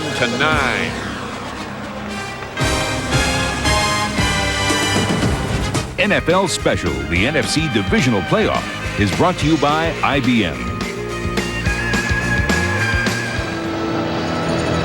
3rd and short for the Cowboys at the Packer 27-yard line. There's Emmitt Smith. He's smiling. Well, I think he's probably smiling because he's accepted the fact that he isn't going to play today and that he did re-injure that hamstring. 3rd the and Cowboys short. are ahead. Jay Novacek, by the way, has caught 7 passes, and that's the most he's caught in a game this year. And we're in the 2nd quarter. I think if Aikman has one security blanket, Novacek may be that blanket. He's on the move. Aikman gives to Blair Thomas. I don't know if he got that 1st down or not. It looked like he was late getting there. And then when he did get there, he ran into a whole bunch of guys who sent him back where he just came from. And this, I mean, if there's anything that's hurting the Cowboys right now, and they seem to be hitting on all cylinders, it's not having Emmitt Smith in there to run those short yardage and goal line plays, because Blair Thomas did not make that. Play looked sort of out of sync. Yeah, it was. As you said, it was a little late. In fact, I don't even know that they're going to measure it. The Cowboys don't care because they got their kicking team in anyway. They are going to measure. Yeah, the officials they want a measurement. But it's about a half yard short. Yeah, just to get the crowd to yell, go for it. So I used to always tell the guys, don't measure it. Don't measure it. Just let me kick, and they wouldn't let you kick. Then the guy will show you. You see, he'll show you that much. That's all you got to do. See what the crowd does? See? Yeah. The officials did that. Barry Switzer's there. He's all right. He's nice. He got a nice game. He's ready to kick. Now he changed his mind. Then he changed his mind. The crowd got to it. The officials did that. Holy moly, that's unbelievable. Unbelievable. His measure is shorter than the official. Yeah, I know it. It was bigger than that. It's about a half yard. Ernie Zampese's up there. He was probably waiting for defense. Now he has to call another play. Let's see what Ernie's going to send down here. Bonio was already out. Novacek was back kneeling down. Yeah. I used to always tell him if it was short and I knew it, I'd tell him, don't mark it. Don't get this crowd up on me. Aikman to Blair Thomas, who got the first down. Over the top. Behind Newton and Tournay. Fred Strickland made the tackle. Yeah, maybe that's the thing to do. Maybe Barry Switzer said, if that's all we got to do, I'll just chew this gum. Oh! He had to get a little English going there. I think he gets a pat on the back and everything. You think the old coach did it. Time to light up for Ernie. Yeah, after that one, Ernie was all ready to kick a field goal there. Now he has to keep calling plays. Aikman back to throw.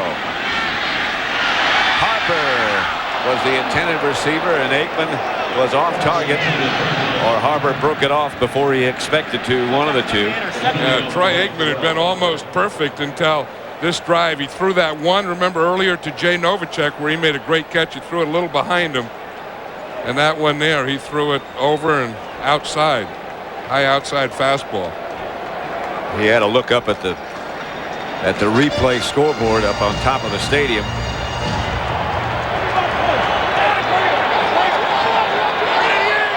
Second and 10. Novacek again, the man in motion, and Aikman again back to throw it. That's to Darrell Johnston down inside the 20. Don't forget, coming up on the Dockers halftime, JB, Terry, Howie, Jimmy will take a look at the first half action between the Packers and the Cowboys. The winner, of course, will take on the 49ers in San Francisco for the NFC Championship. That's all coming up on the Dockers halftime. This is a Cowboy timeout. They have one left. You know, this is where earlier in the season, when the Cowboys offensively were hitting on all cylinders, they used to throw that skinny post in there to Alvin Harper from this position. Emmitt Smith stretching that hamstring. Yeah, it's that left hamstring. Yeah, remember the first of the year he hurt the right one. That finally got well. Then this is the second or third time he's hurt the left one. Well, you can see he's heavy muscle, and that's where he gets his power. And he gets that power from those big legs and hamstrings. Here's a play that he was injured on today. You see, I think it was right there when he made that move and kind of kicked a little, then came down on it, and as he came down on it, he tried to push off. And when your hamstring is pulled or torn or whatever, it can be a long-lasting problem. Yeah, and that is a look on Emmitt Smith's face. Emmitt Smith's face that just haven't accepted it. There's that post-pattern flag on the play, however. That quick close to Irvin. Hustle up. Maybe there wasn't a flag on the play. Michael Irvin to the 5-yard line. They're at the 5. Let's see what Ed Hockley has to say. Offsides on the defense, number 95. The penalty is declined. First down. Michael Irvin might have hurt his wrist making that last catch. Yeah, that left wrist, but Michael Irvin's up on top. You see, and he just takes that right hand, slaps the defensive back, knocks him to the inside, and then he runs that quick post in there. And the ball was on the way before he ever made his cut. It's the left wrist of Michael Irvin. Or finger or a hand. It's something on that left extremity. Yep. Sometimes it's hard to tell when they got those gloves on. You can't see it. Aikman. Out of bounds at about the 4. Maybe the 3.5. George Kuntz knocked him out of bounds. Yeah, if you look from the reverse angle at that hit, you're going to see the helmet right there go on that arm, right on that wrist or hand or whatever it is. And Michael Irvin still in pain as they check him out. Well, now they're all the way up to the elbow. You know, it can be one of those things that just got the whole arm. You know how you get those stimmers. The old funny bone. Blair Thomas down to about the 1. Clock still running at 19. Here comes Irvin back. But it is. He's a warrior. I mean, he thinks there's probably a call in there. Michael Irvin's not going to come in there and not be a threat. But he may even be bringing a play in there, or someone saying getting him in there, because, you know, with his big body and his strength, and when you have to throw the ball down here, he's the guy you want to throw it to. Although he doesn't look like he's thinking too much about catching anything, does he? Not right now. It might be, as you say, just one of those hits to the funny bone or that numb the whole arm and shoulder and fingertips as well. Who knows? You do know he's a tough guy. Yeah, he is. You know, anytime you're from a family of 17 kids, you know he's going to be a tough guy. And he's always played tough. I mean, you know, some receivers, you know, they like to go up, they like to go outside, they like to do the dances, but they're not as interested in the collision on the inside as others. Michael Irvin, you know, and guys like Jerry Rice and all the great receivers, they'll take it wherever it's thrown. Wherever they have to go to catch a ball, they'll go. That's why you always use the word great when you talk about it. Ball at the 2. 18 seconds. Dallas is out of timeouts. Blair Thomas, the deep back. Aikman to throw it. Incomplete. A flag on the play. Harper, the intended receiver. Buckley was the defender for Green Bay, but he was all over Harper. And, of course, that'll be an automatic first down, too. But as you said, Dallas doesn't have any more timeouts. So I would think with the first down, you still have to throw the ball. 15 seconds left. I think you're right. Yeah, because they're going to get a half a distance to the goal line penalty, which would put you in a good location to run. Foul on the play. Number 96 of the defense lined up in the neutral zone. That penalty is declined. There was also pass interference by the defense, number 27. That penalty is enforced. First down on the 1-yard line. First down at the 1. You see the location. That's Terrell Buckley is number 27.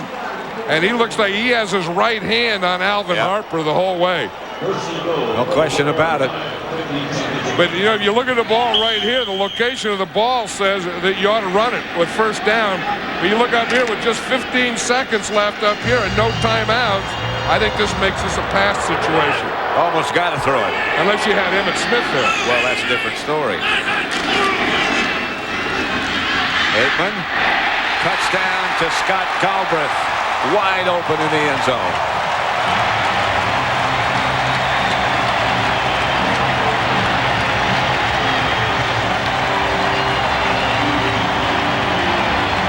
How did he get so open? Well, you know, you wonder how he does. You watch him. Here's Scott Galbraith right here. But again, I think Green Bay is play and run. And they're going to fake the run. They're all going to react to it. And then the tight end just goes around behind there. You see him just come in there. He starts like he's coming on a double team. Then he just goes right across, and no one's looking for him because most of them went for the play fake. Bonio for the extra point. with 11 seconds left to play in the first half. It's Dallas 28, Green Bay 9. Well, they started this game at 11:30 here in Irving, Texas in the morning, but that didn't stop those who love the barbecue. You see they're taking Emmitt Smith in. I think that's just to get him ready. And here, if you start like this is kind of a lonely start. Yeah. Look, there's not much out there. Not much hot yet either. Now there is a hot tamale. That is, yeah. That looks like a pretty good tamale. I love tamale. I've seen you in action. Oh yeah, I can eat like 50 of those. A little stir fry. Yeah, you just throw it all in there. Don't worry about dump the whole thing in. Why does he even bring a spoon? Just go plop it in there. But that's not bad for. What time was that? Around 8:39 in the morning, because this game started at 11:30. Got to have a place in the Hall of Fame, your Hall of Fame, for the tamales. Scott Galbraith is still, he's not worried about tamales or big old beef and a stir fry. He's worried about that football, that pigskin. He's not going to let that thing get away. Corey Harris and Charles Jordan back deep for the Packers as Bonio bounces it down, slips through about 4 people, and is still bouncing. Jordan finally picked it up inside the 5. Matt Vanderbeek down to make the stop. And he's happy about it.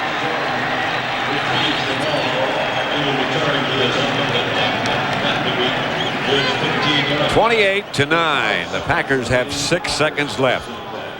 Remember Thanksgiving Day, the Packers led 17-6. And the Cowboys roared back in the second half.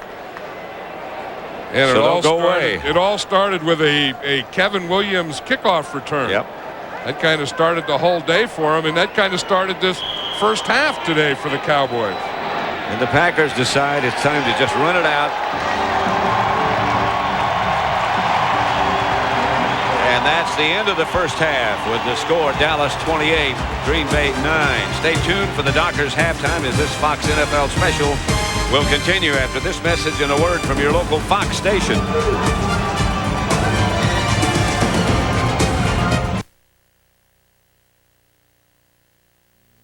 This is the Dockers halftime. 100% cotton, wrinkle-free Dockers. All right, back here in Hollywood for the Dockers halftime report. And in fact, Dallas has been talking the talk all weekend. According to the first half, they are walking the walk, leading the Packers 28-9. And in fact, the Cowboys set the tone early. Boy, does Green Bay miss this man. 4 touchdown receptions on that Thanksgiving Day. But Emmitt Smith off to a great start, 5-yard touchdown run. This caps a 7-play drive here, 7-0 Cowboys. Aikman back, play action. Pumps down the middle. We wanted to see him go deep early to Harper. We said 65 yards. Wow, why not settle for 94? A new passing. This is the playoff record for the longest passing played. Beautiful job there. Cowboys up by 14. Aikman celebrates.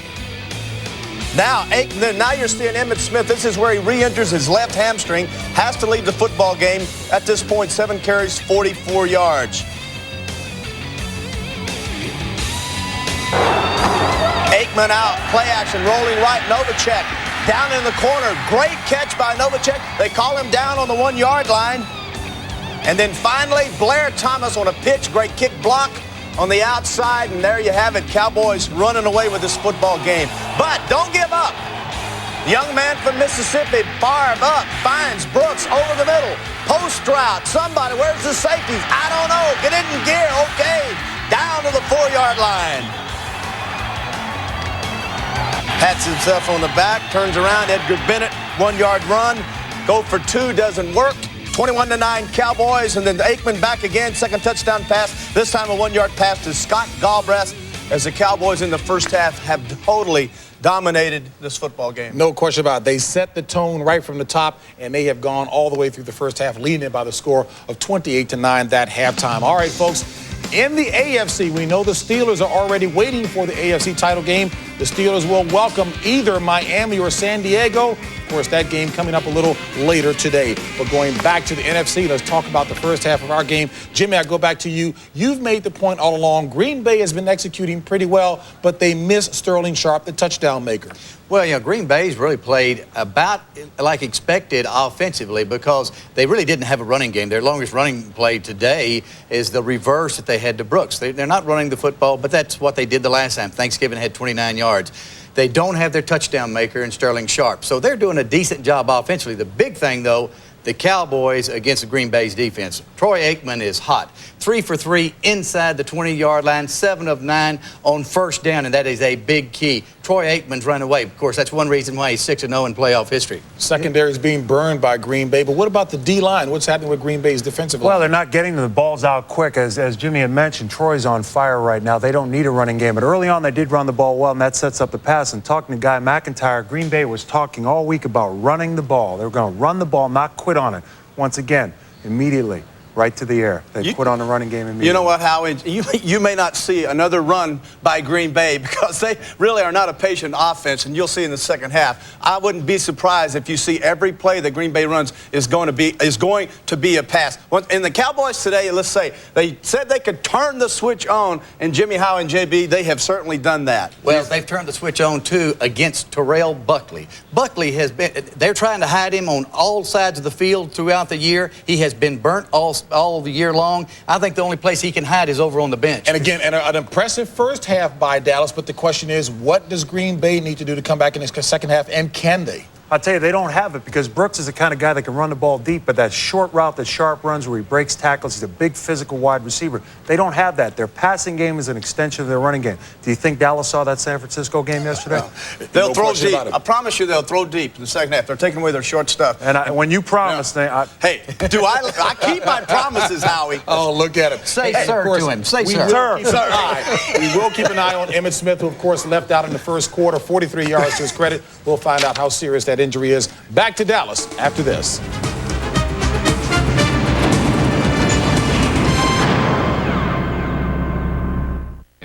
The Cowboys lead the Packers. We'll return to Texas Stadium for the start of the second half after these messages from your local Fox station.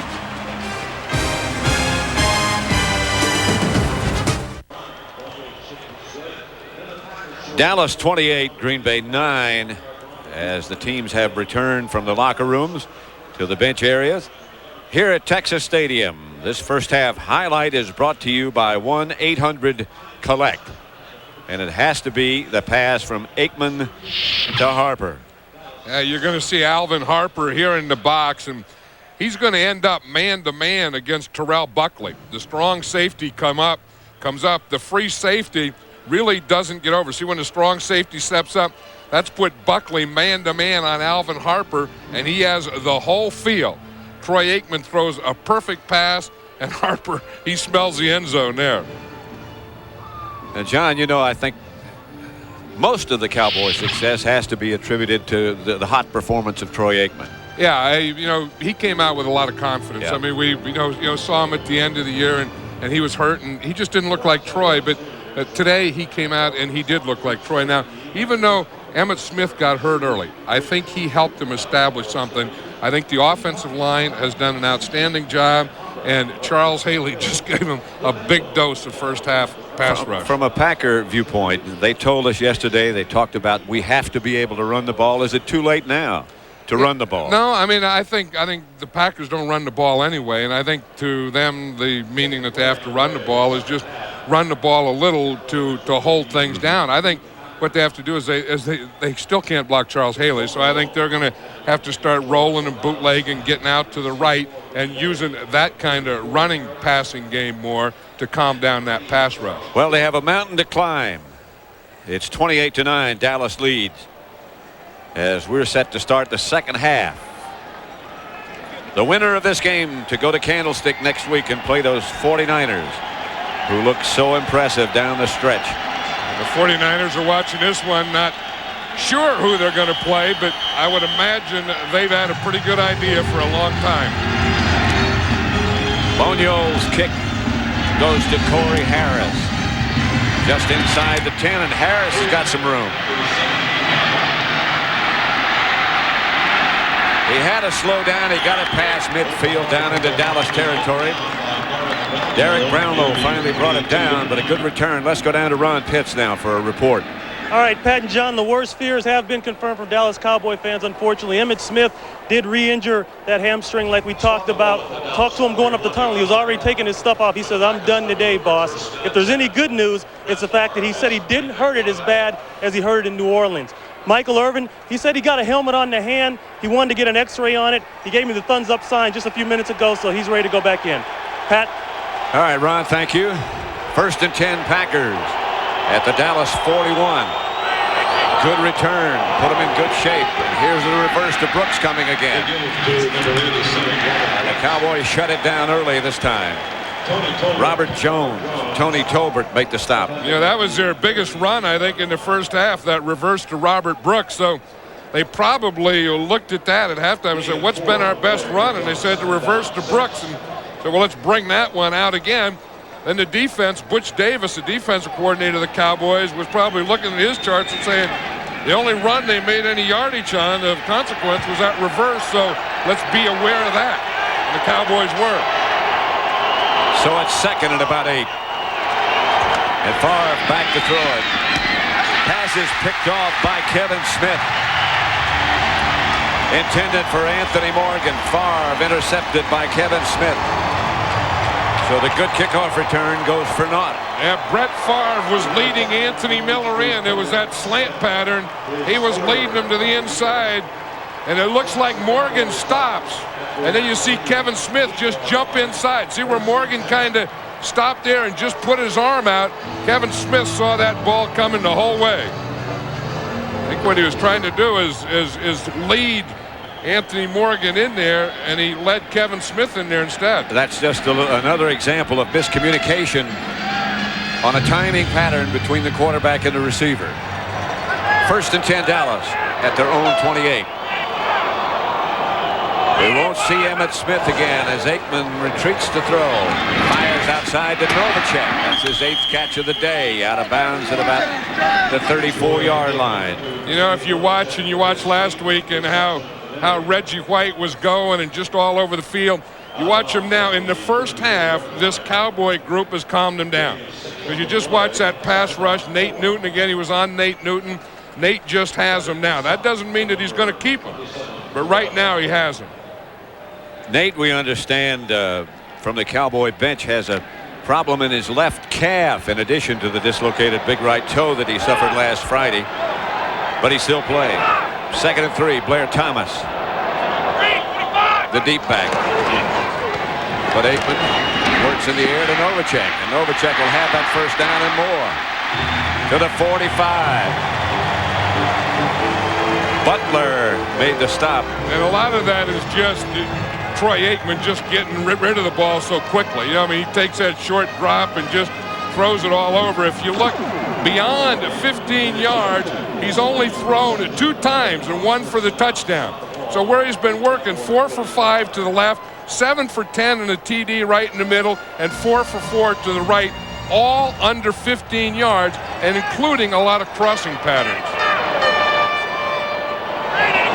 9 of them to Novacek. Fakes the draw play, dumps it out to Blair Thomas, who can't hang on. Pressure on Aikman that time from the Packer front. Yeah, these again, the Cowboys have really had great mixture. I mean, they've run just enough to keep things there. They've thrown to the tight end. They've thrown to the running back. They've thrown to the wide receivers. They've thrown deep just enough to make them think that, hey, we can't press everything because they will go deep on us. 2nd and 10. Thomas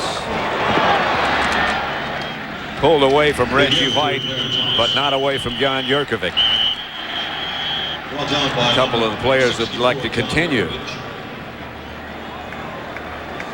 Yeah, if you just watch Reggie White here, and you'll see how he plays the right. You know, he's always down low, and Allen came down on him that time. Larry Allen, he made that block on him earlier too. So what they're trying to do is block down on Reggie and then run outside him. They had some success with that play when Emmitt Smith ran it. 3rd and 10. See if they can get him blocked on this passing down. He's over Kennard. Aikman. Harper, first down.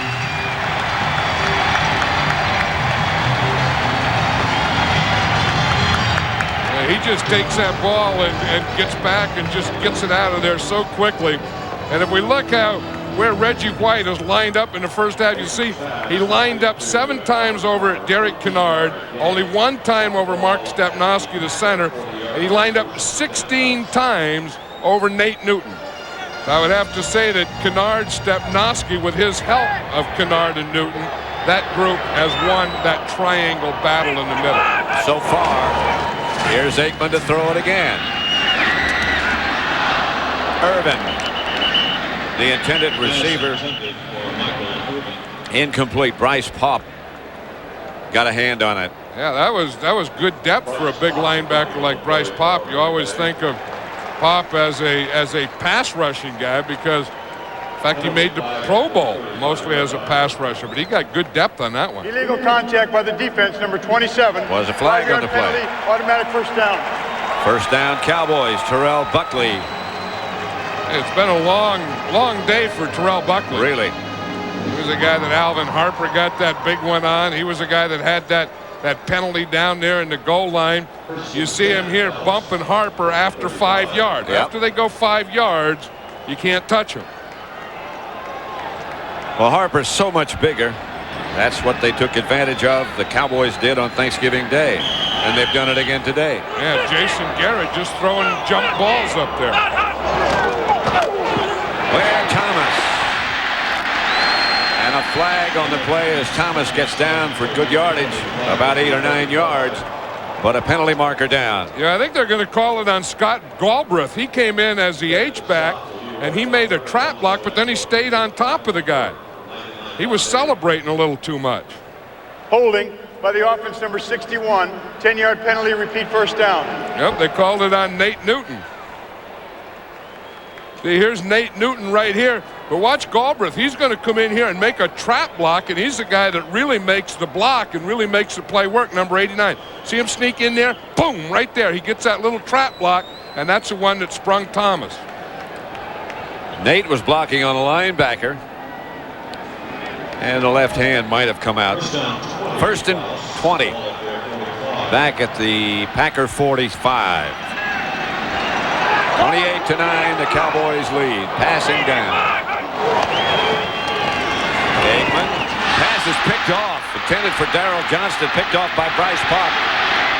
Knocked out of bounds by Tooney. Darrell Johnston fell down.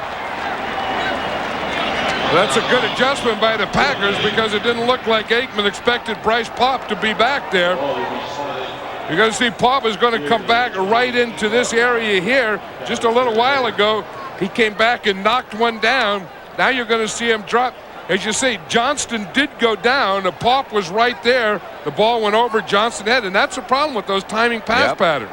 Aikman is going to let the ball go before Johnston finishes his route. And, of course, Bryce Popp was standing up. Johnston was down. 10:34 left in the third quarter. Packer first and 10 inside the Dallas 30. Reggie Cobb and Edgar Bennett behind Brett Favre. Favre outside of Brooks. First down Green Bay at about the 13. Yeah, Brett Favre has maintained his calm throughout this year. There's no reason to panic yet. I mean, you have plenty of time, and you just stay calm, find something, you get something going. And I think one of those things they want to get going is more play pass, more first down passing. And again, like even before the game, stay out of that third and long. That's Mike Holmgren, the Packer head coach, who's done a terrific job, and a terrific man. This is Bennett. Bennett comes out of the pack, picked up a couple. Stopped by Darren Smith and Leon Lett. You know, Bennett's been playing this whole year with a separated shoulder. In fact, amazing. It's a third-degree separation. About guys that do things and tough guys. Edgar Bennett is one of them. But That's why they don't use him as much as a blocker anymore, because he has a separated shoulder. Pretty hard to block. But he still has to run and take those hits when he catches them. And he catches very well. Here's Favre. Pump fake. Going to the corner to Brooks. And over his head. Fake the slant. And then broke to the corner. That was a good pattern by Brooks, because they really did have Larry Brown. As you say, that's what they call a post corner or slant. He's going to come in, then you come in, then you sell him on this. And then when Brown takes this step in here, then you go right back to the corner. But if you're going to run a post or slant corner, you have to come in right there. You see how he sells him on the slant? In fact, Brown fell down, and Favre threw a bad pass. That should have been a touchdown. 3rd and 9. Favre back to throw it. Haley from behind. No, it's not Haley. It's Jim Jeffcoat replacing Haley. He's been doing it forever, it seems like. He gets his plays. He has about 15 or 20 plays a game, and he can go the whole way. And you're just going to see him just come from the outside. Here's Jim Jeffcoat right here. Again, he's going against Ken Rutgers. Rutgers has been having a tough time all day. And Favre knows he can feel that pressure from the backside, but he just couldn't get out of there. Haley had moved over to left defensive end. Jackie from 38 yards. Is not good. Wide left, Chris Jackie. And the score remains 28-9 Dallas. NFC Divisional Playoff is brought to you by Chevrolet Trucks, the most dependable, longest-lasting trucks on the road. By Taco Bell, tacos, burritos, and nachos, cross the border. And by the American Express card. Don't leave home without it. There's Jim Jeffcoat, who got that big sack a moment ago. He's been at it 12 years. I asked him earlier, how much longer? He said, as long as I'm enjoying it. Why quit? Well, you know, and they're playing him properly. He doesn't start, and they play him about 15 or 20 plays in a game, and he's always been one of those guys that go full speed, and he can still, after playing that long, go full speed for 15 or 20 plays. This is Blair Thomas, hit at the 30. George Kuntz made the stop. Here's a guy that's having a long day, Ken Rutgers, trying to block Charles Haley. He had that problem earlier. Then that last sack, Jim Jeffcoat went over and lined up on Ken Rutgers. You know, you can talk all you want to, but you got to get those. You got to get those hands up, those feet moving, and take away that inside and ride him beyond the outside and play quick. It's tough. I mean, playing that open side left tackle, blind side of a quarterback is tough. Especially when you don't know where that quarterback's going. That's Blair Thomas. Close to first down yardage. Reggie White made the stop. Yeah, I'll tell you, old Nate Newton comes out there, and he's on a defensive back. He's on Corey Harris. Watch this. Here's Nate Newton. He's going to come out here, and he's going to have a collision right here with Corey Harris, a defensive back.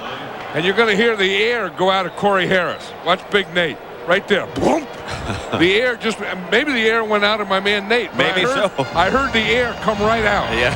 You could hear it all the way up here. I did. I heard it all the way up here with my raw ears. 1st and 10. Harper, the move man, and Aikman back to throw it. Gets it up to Michael Irvin. Right now, let's send you back to Hollywood for a McDonald's game break. James Brown. All right, Pat, no disputing the impact of Deion Sanders on San Francisco's secondary. The AP Defensive Player of the Year with 6 picks, 3 returned for touchdowns. Couple him with Jerry Rice, and you know why the 49ers have sprinted to their 6th NFC Championship appearance in the last 7 years. Let's take it back to Pat and John. And those 49ers will entertain one of these two teams. 2nd and 4 for Dallas. They lead. Thomas in the backfield, taken down early. That time they played the trap. Davey made the stop. You're going to see Nate this time. Nate Newton come down here to make a trap, but you're going to see him get trapped right there, and there's no hole at all. This is a trap. You see, you let the end man go, and he just traps the trapper. And they lose yardage, making it 3rd and 8. Dallas at their own 41. 6:05 left to play third quarter. 3 wide receivers, all 3 to the left. And now Kevin Williams goes right, and Aikman goes back to throw. Aikman is sacked by Sean Jones as he tried to come out of the pocket. And the Cowboys will have to punt. Yeah, and this is a coverage sack because if you look, the protection starts out pretty good. You see everything is handled there. They got that right side handled, and Aikman was looking to the right. Then he looked to the middle. He couldn't find anything, and then he got flushed out here to the left. That wasn't Mark Tuanay's fault. Aikman had time. As you said, it was just a coverage sack. Yeah, good coverage by the Green Bay Packers secondary, and that's who you have to give credit to. John Jett back to punt. Robert Brooks deep for Green Bay. Good kick. Chases Brooks back inside the 10 to the 5. And Brooks is down at about the 15 by Brock Marion. Good coverage. Good kick followed by good coverage. The Cowboys 28, the Packers 9. Pat Summerall with John Madden at Texas Stadium. Green Bay has the ball 1st and 10 at their own 15. Where did old Captain Cowboy come from? I don't know. Well, he doesn't even know which way to face. He wasn't on that. He wasn't on that punt coverage team, was he? No, he just flew in. Did you see Brock Marion come flying down on that punt coverage? Whew, he is a wild man. Edgar Bennett behind Brett Favre. Favre outside, complete to Anthony Morgan. About 8. You know, you can get man-to-man in the Cowboys. They kind of play a zone, and then they go man within the zone. In fact, we're talking to Butch Davis yesterday. He said that he wants his guys to plaster on in the zone. You know, in other words, a guy comes in your zone, plaster on him. So you can work some things, and the Cowboys have been vulnerable to those out patterns today. 2nd and 2. You can isolate those guys on the outside. Here is Edgar Bennett. Close to first down yardage. I think he got it. Tony Tolbert in pursuit made the stop. You know, the thing about the Cowboy defense, too, is we talked about the speed and how quick they are, but they're also all very good tacklers. You know, some guys can run faster, they're quick, and they get there, and then they don't do anything when they get there, but this bunch kind of does something when they arrive. 1st and 10, Green Bay. Reggie Johnson was the man in motion to Morgan. He's got some blockers out of bounds, and another Packer first down, or close to it. It is. See, those are the kind of things that I think are good. You know, you do something like that on early downs, and the Cowboys are trying to run stunts with Charles Haley and stuff, and you just come back, boom, you just get that ball out there and get it going, you know, and not let them play their games and do all those things to you. Clock moving down, less than 4 minutes left in the third quarter. 28-9, Cowboys lead. Green Bay 1st and 10 at their own 39. Edgar Bennett behind Brett Favre. Brooks in motion. Favre would throw it again. Incomplete. Brock Marion waited until the last second to close on Brooks. They're playing their nickel against him because they know, you know, they're talking about halftime that one thing about the Packers, they're not going to stay patient and stay with that run. Now the Cowboy defense knows that, and that's why Brock Marion is in there, because he's a nickel defensive back. So the Cowboy defense really isn't honoring the threat of a run of the Packers anymore. They were just playing nickel and playing nickel on first down. Oh, that clock running, they can't afford to concentrate on running anymore. Favre to throw it again. Incomplete. Intended for Morgan. Couldn't hang on. Kevin Smith and James Washington converged. I don't know, that was a heck of a collision. Because you have a receiver coming in there, and you have a safety coming in there, and you have a corner coming in there, and they all get there at about the same time. Now there comes James Washington. Woo! Who hit his own man. He just unloaded on Kevin Smith. Yeah.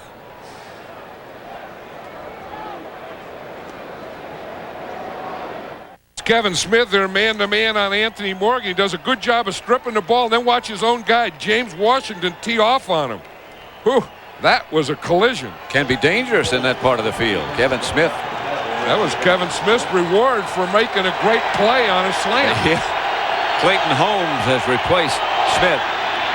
Favre looking in that direction. Got the ball to Robert Brooks. Not quite enough for a first down, I don't think. Stopped by Bill Bates. Yeah, Bill Bates is in other words, they call this defense nickel Bates. And Bates goes in there as a middle linebacker. That's when they're playing 7 defensive backs. You see Kenny Gant, he's one of the nickel guys. Bates is one of the nickel guys. Brock Marion is one of the nickel guys. And they have their own coach. One of the few teams that has their own coach that just coaches the nickel defense. And they have their own meetings. And one guy, Darren Woodson, is on the regular defense and the nickel defense, so he has to go to the regular secondary meeting and then go to the nickel secondary And then meeting. he's also on the special teams, so that's another meeting. Yeah, if you wanted to know if there was a trivia question as to which Cowboy plays more snaps than anyone, it's Darren Woodson. What Barry Switzer's upset about. Well, he didn't want that. He wants his team to. I don't know what he's upset about. It's 4th down, and they're going for it. And he's calling the defense. He wants them to stop him. Yeah, that's all I can think of. Favre's going to throw it to Morgan. First down, Green Bay. You know, that's either real confidence in your quarterback and your passing game that Mike Holmgren has, or no confidence whatsoever in your running game. When you get 4th down, you know you have to go for it, and you would think, I mean, everyone's going to be play and run. You'd think this would be a running situation, not for the Packers. You put it on Favre here. He comes again, rolling to his right, which is where he's been really most successful, and finding Anthony Morgan. Russell Maryland limped off after that last play. Chad Hennings has taken his place. And Favre is back to throw it again. Slinging deep. Pass incomplete and no flags. Intended for Brooks. Covered by Brock Marion. Yeah, it's tough to get anything on it when you're stepping sideways or backwards. I know that Troy Aikman is always talking about how, you know, his feet have to be in the right position to throw the ball. Now, Brett Favre has a strong arm. But on that last one, he was stepping sideways and try and throw deep. And at some point, you're not going to get the velocity that you get if you can step into it. Well, you can't follow through since you can't step into it. But he has a good right arm. Yes, I mean, he does. That's a strong old right arm from Kill, Mississippi. 2nd and 10. The handoff is to Reggie Cobb. Reggie Cobb to the Dallas 40, stopped by Robert Jones and Tony Tolbert. Mike Holmgren has that chart that he looks at, and he looks at the whole game. He calls every play. Like, he'll make a 2nd down call, then he'll look for 3rd down. So he's already made the call for this down. Now he'll be looking at his card to see what he's going to do the next down. And he writes little reminders to himself on there. Don't forget this and don't forget that. And he has the script, the first 15 plays. Then he got stuff on the back page of it. They need 6 for a first. Incomplete. Intended for Charles Jordan. Broken up by Larry Brown. Yeah, Brett Favre didn't get anything on that one. He has a lot more zip when he throws that out pattern to the right side. That one hung up there a little, that out pattern to the left side, and Larry Brown was able to jump it. 4th and about 6. And they're going to go for it. Mike Holmgren has made his call. And Brett Favre has the message. 4th and 6 from the Dallas 40. Mickens was the man in motion. Incomplete. Intended for Terry Mickens, and the Cowboys take over. 1:34 left to play in the 3rd quarter. And Dallas lead is 28-9.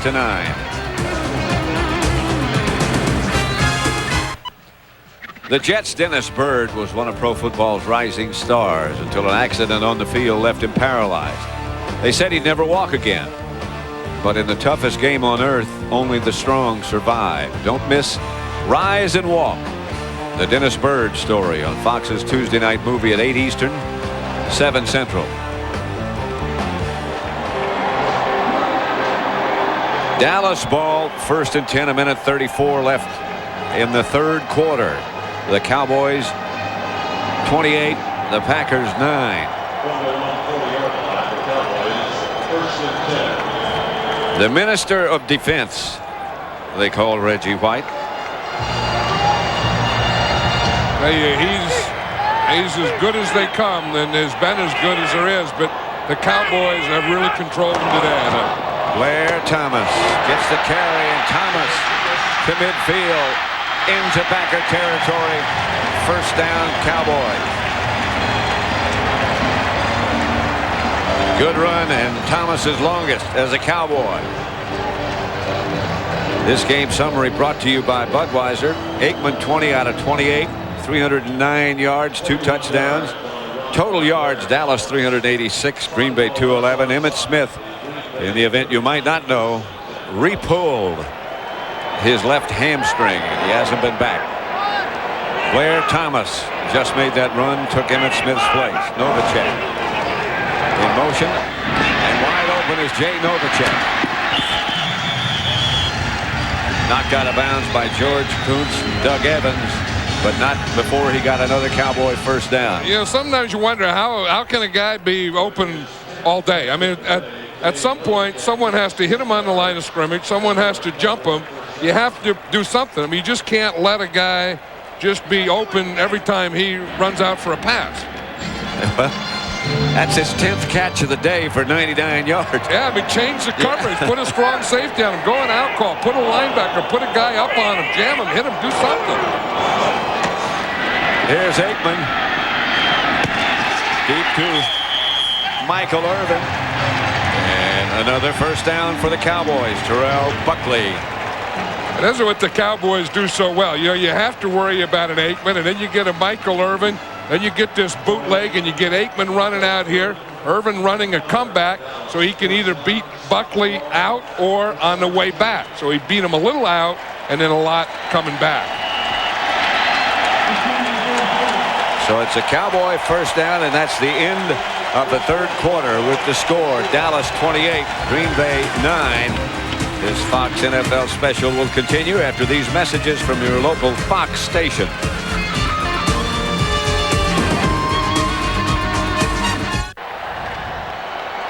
One more quarter to go. Dallas 1st and 10 at the Green Bay 17. Blair Thomas, the deep back, 332 yards for Aikman. And Thomas running hard to about the 11.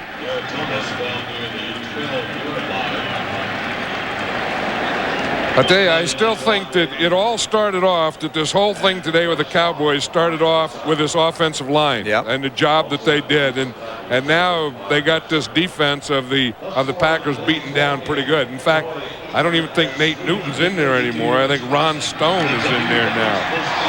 Nate had a bad big toe. You're right. Ron Stone is the left guard. Yep. Kennard's still there. Allen's still there. Stepnoski, 2-A. 2nd and 6. Galbraith is the man in motion. Here's Blair Thomas. To about the 10, picking his way. John Yurkovic made the stop. You know, it all starts there. I mean, if they don't do it, if those guys up in front, like Nate and Mark 2-A and Stepnoski, Kennard, Larry Allen, if they don't get it done, there's no running by Emmitt Smith. There's no passing by Troy Aikman. None of that stuff works. No record set there.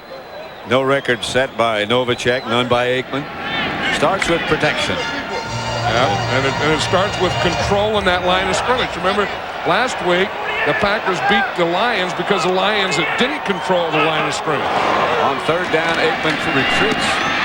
Gets the pass to Novacek, and that'll be a first down at about the 5.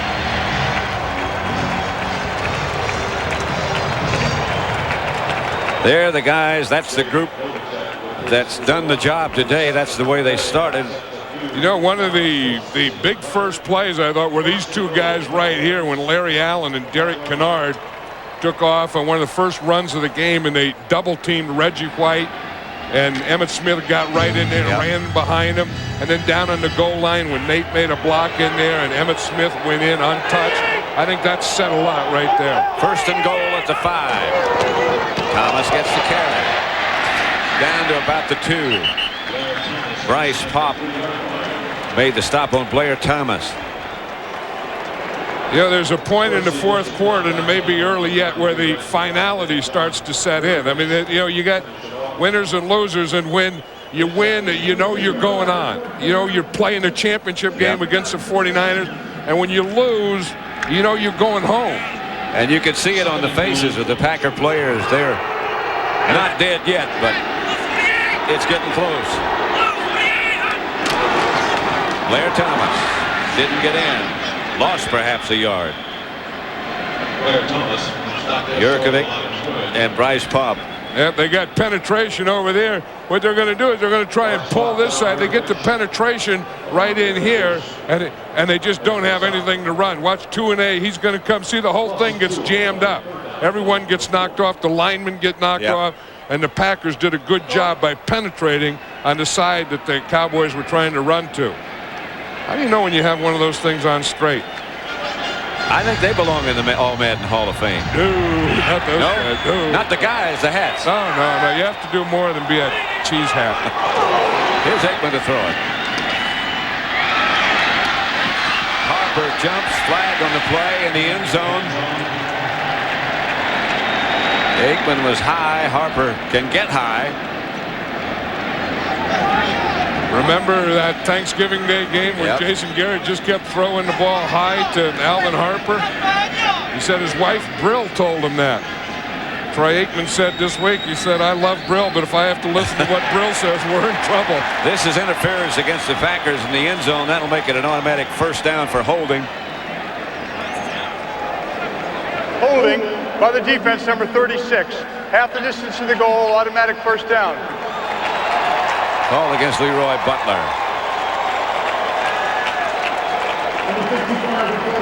Leroy Butler's on the inside. I think the guy just fell down, and Leroy Butler just happened to be there. It was Novacek who fell down, tripped, and Butler was on top of him. Yeah, he was standing there. First and goal from the 2. 4 more cracks at it. Blair Thomas. The deep back.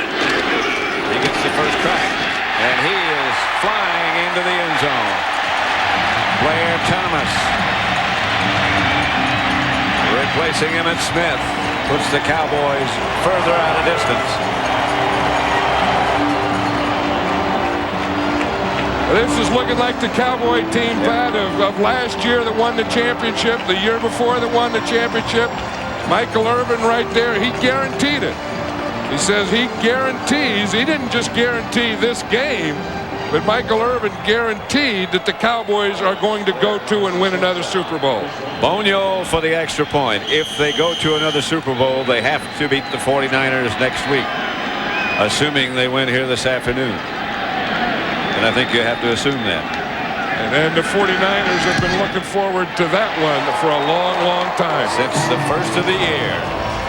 Blair Thomas for the touchdown over the top.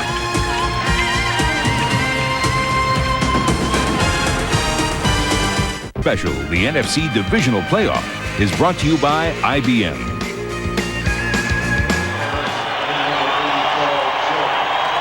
Blair Thomas accepting those congratulations. This is Gant. Yeah, Kenny Gant goes down there in the end zone. He's all the way down in the end zone. He's firing the crowd up for that kickoff.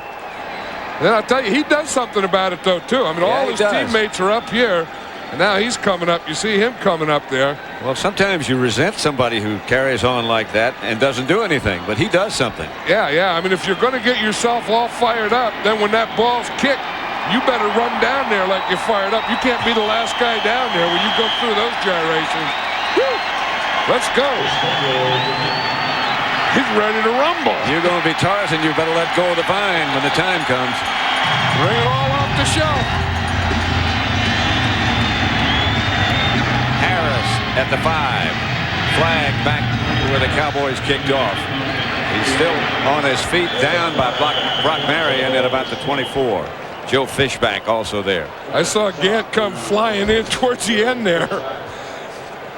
Watch him here. Here he is. Now, the other thing is you're doing all that. The crowd's going. You're pointing both ways, but those guys in the other colored jerseys are looking at you too. They're seeing all these antics. Yeah.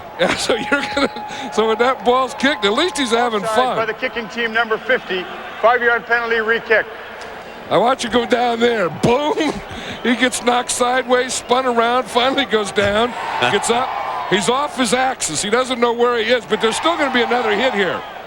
He got one more. Boom. There's the other one. He goes flying, his head choked back. And now he's going to do it again because the Cowboys were offside.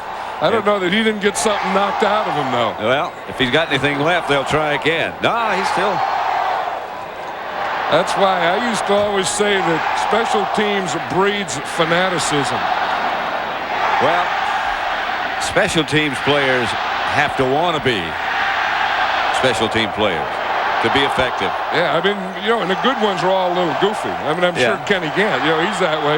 Bill Bates. Yeah. Bill Bates, I mean, he's made a living going down under those things. Brock Marion, Fishback. I mean, those guys fly down there. These guys fly down under kicks like no one that I can remember seeing. Bill Bates has got his goofiness under control. When did he get it under control today? Well, last time I saw him, he didn't have it under control yet. He says he has. No. He says he's faster, too. Yeah. Bates is one of the all-time great overachievers.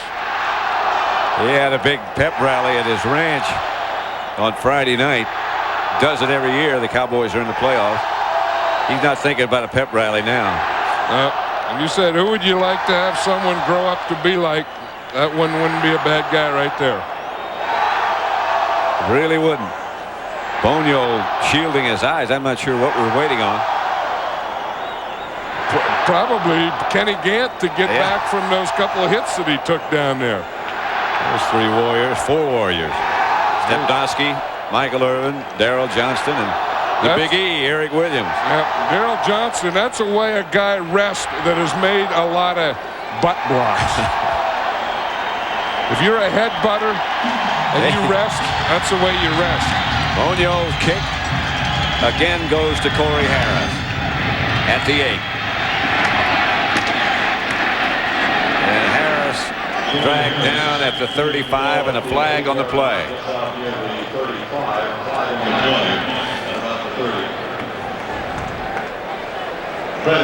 This whole kickoff exercise has taken more time in the third quarter. These officials don't work together during the regular season. This is kind of an all-star crew of officials. The officials that grade out best during the regular season get the playoffs. And of course, officials can get one playoff game and the Super Bowl. Illegal block in the back by the receiving team on the return. 10-yard penalty, That's the first total down. lineup of officials here today, headed by Ed Hockley. Penalty against the Packers. Mike Holmgren doesn't believe it.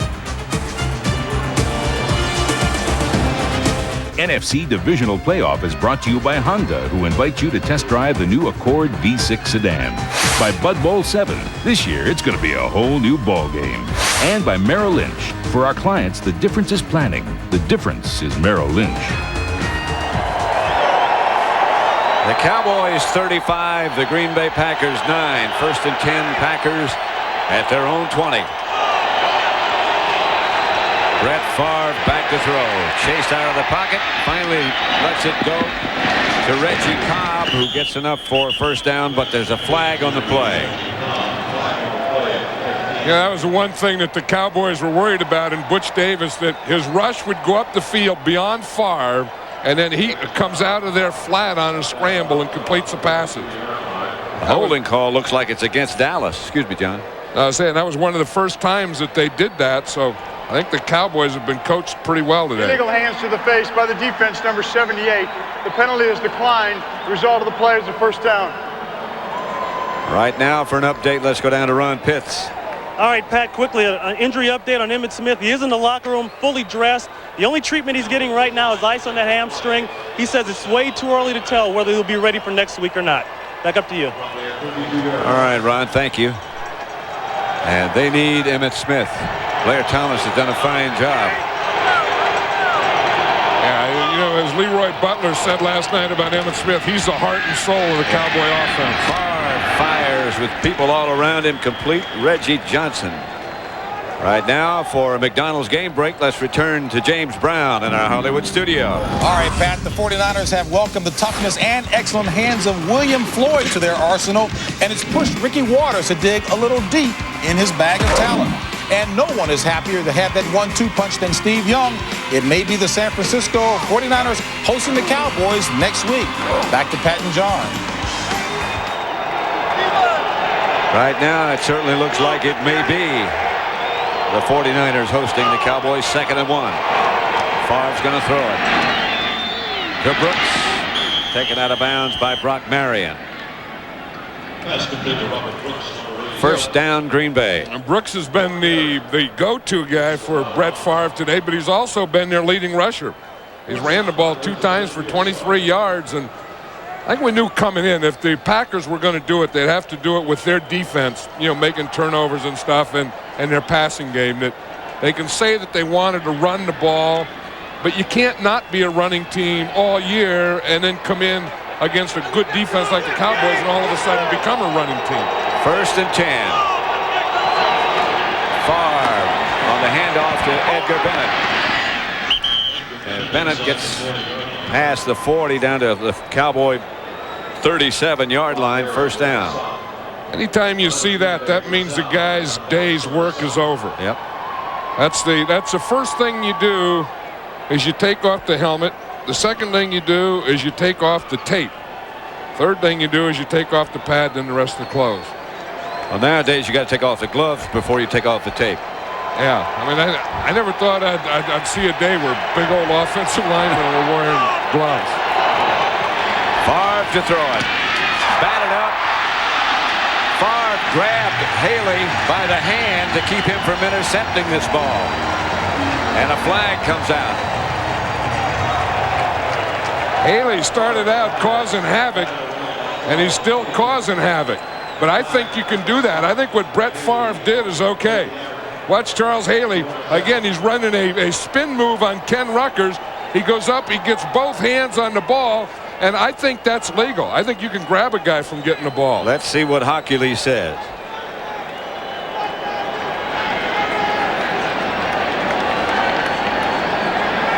Haley maybe could have intercepted it.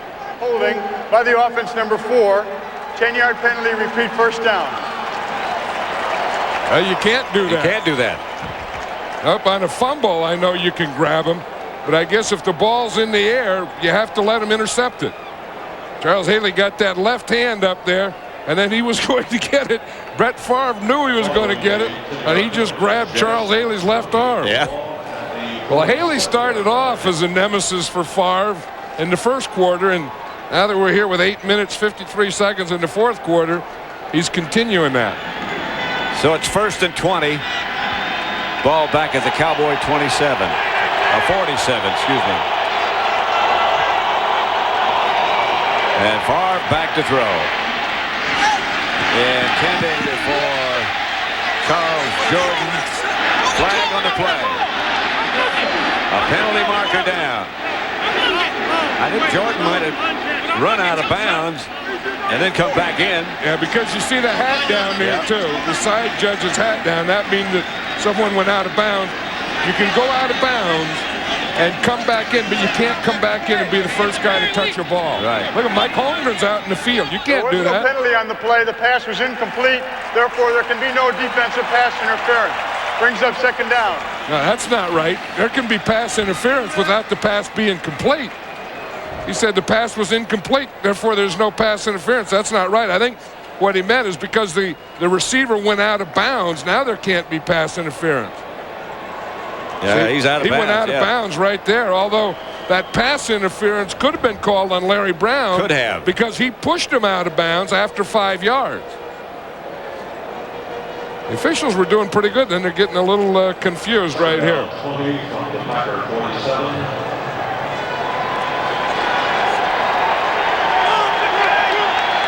In any case, it's 2nd and 20.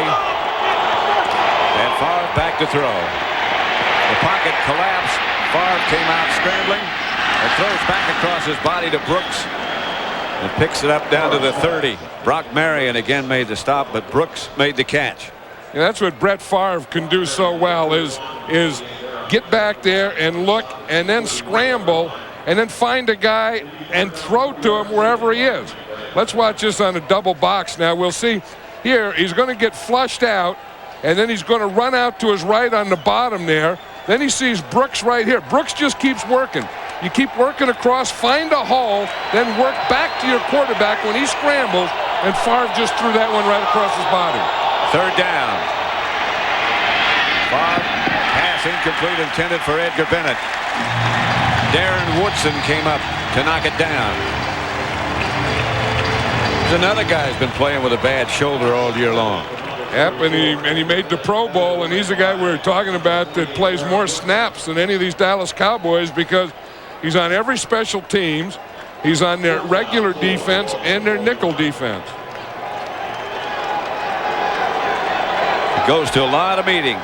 I really like him. I mean, he's a bright player. He's a hard hitter. He was a kind of a linebacker in college. Ran a 4.3, so you know you're going to make something out of him. A lot of enthusiasm. Here's Favre. Incomplete. The Cowboys will take over. Anthony Morgan, the intended receiver. The quest is for another one of those rings. Eric Williams will have to watch.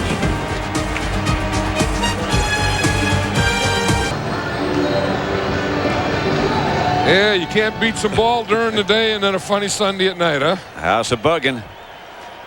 There's some funny Sunday afternoon. Rodney Peete is now the Cowboy quarterback. And the handoff is to Blair Thomas. Thomas outside the 40, about the 42. 1st down, stopped by George T. Yeah, there's a lot of happy guys in this Cowboy organization, you know, from Jerry Jones, the owner. And, you know, when he made that move with Jimmy Johnson, brought in Barry Switzer, this is where they're going to be judged. You know, this is where Barry Switzer is going to be judged, that whole chain. You know, can you get back? Can you get to? Can you three-peat? Can you win another Super Bowl? And they're on the road to it. Yep. And if you're going to judge Barry Switzer, you have to give him affirmative votes right now for the job he's done. He's sort of stayed out of the way, but the job has been done. Blair Thomas again. You know, after the Super Bowl, after the championship game next week at Candlestick, still more football on Fox coming up. The World League of American Football. And all those coaches are here in attendance today, including Hall of Famer Ernie Stautner, Galen Hall, who coached in college and professional levels for a long time. Bobby Hammond, a player in the NFL. Larry Kuharich, son of the late coach Joe Kuharich. Brother Bills with the New Orleans Saints. Blair Thomas waited and looked, and there was nothing there. Matt Brock and George Kuntz made the stop. Yeah, we're talking about guys that, you know, that have to be feeling good about this. There's a guy right here, Pat, Charles Haley. You know, he has 4 Super Bowl rings with the 49ers and the Cowboys. Joe Montana's been eliminated from this, so Charles Haley can be the first guy to ever win 5 Super Bowl rings. And he's a championship player. I mean, he's just not along for the ride. I mean, he's been driving a lot of those cars. You better make sure if you play against Charles Haley that you know where he is. Pass incomplete, intended for Harper. Flag on the play. That's that old thing. Rodney Peete just brought that back from Thanksgiving. And Jason Garrett's wife said, heck, you know, you don't know what to do. Just throw a high one up to Alvin Harper. And I think when either Jason Garrett or Rodney Peete comes in, 10-yard penalty. that's what they do. Second down. They called that one on Alvin Harper, though. And he's got his hands all over the defender. And rightly so. I mean, you know, that was the right call and the good call, but they don't make that one a lot. This game is presented by authority of the National Football League, is intended for the private use of our audience. Any rebroadcast or other use of this telecast without the express written consent of the Dallas Cowboys and the National Football League is prohibited. Second and 22. Rodney Peete, the quarterback. Darrell Johnston is the back behind him. And he gets a carry. And the Moose gets a few. You know who's really hurting is Larry Allen. I mean, he can't even move out there at all. You know, so the Cowboys can win this game, but they're gonna be limping into Candlestick. Well, without Emmitt Smith, with Larry Allen, look at the big wins in the divisional playoffs. The 49ers beat the Bears 44-15. The Steelers over the Browns 29-9. The Cowboys lead the Packers 35-9. All those teams that lost by those big margins had to play the extra week. Yeah, they did, and you know, and that's parity. Sometimes too, you know, that when parity meets up with excellence, you're going to have some routes, and that's what happened. I mean, everyone wants parity and all those 9 and 7, but when they meet, you know, the real deal, the real thing, then you're going to have some high-scoring games or some route-type games. In all due respect. 4 teams in the playoffs. 4 teams out of one division. The NFC Central made the playoffs. Here's Rodney Peete. Bounced off the turf, intended for Blair Thomas. And if the Packers lose now, 4 teams will have all lost from the Central Division. Right. And you know, everyone has been looking. I know that you talk to the Dallas Cowboys, and they've been waiting for another shot at the 49ers. The 49ers have been waiting for another shot in the playoffs at the Cowboys since last year, when the Cowboys beat them in the championship. Well, they made game. all those acquisitions and additions on defense, particularly.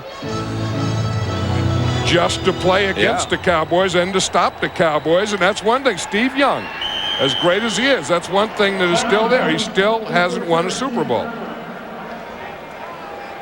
5:18 left to play in this contest. And the Cowboys leading 35-9.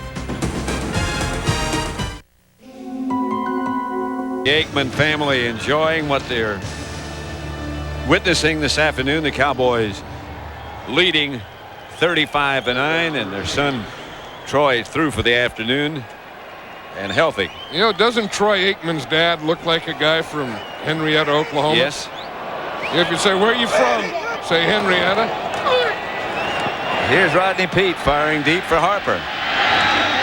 Harper had it on his hip. And I think Harper started to push off again, too. Yep. I think he's laughing now. He knows that one. They're just throwing those jump balls. They're going to work and Terrell Buckley again, but you can't do that to him. I mean, you could throw him, you could beat the guy, you could do it, but you can't push him away from where you're going. And then you got to catch it. Yeah, Harper knows that. I mean, you know, but the thing is, I don't know. Interference by the offense, number 80. The penalty is declined. Brings up 4th down. I don't know that Harper had to do that. I mean, with his size advantage over Buckley, he could just out-jump him anyway, I think. But I guess when you're ahead 35-9 and there's only 5 minutes left in the game, why worry about things like that? Just kind of push your guy and see if you can get by with a street move and then laugh it off. John Jett back to punt. And Robert Brooks is deep.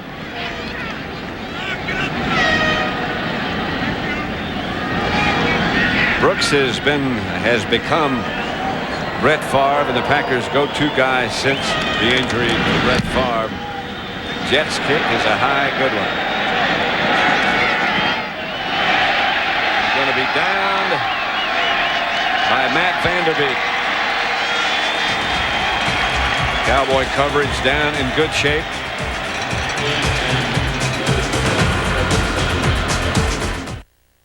Special, the NFC Divisional Playoff, is brought to you by IBM.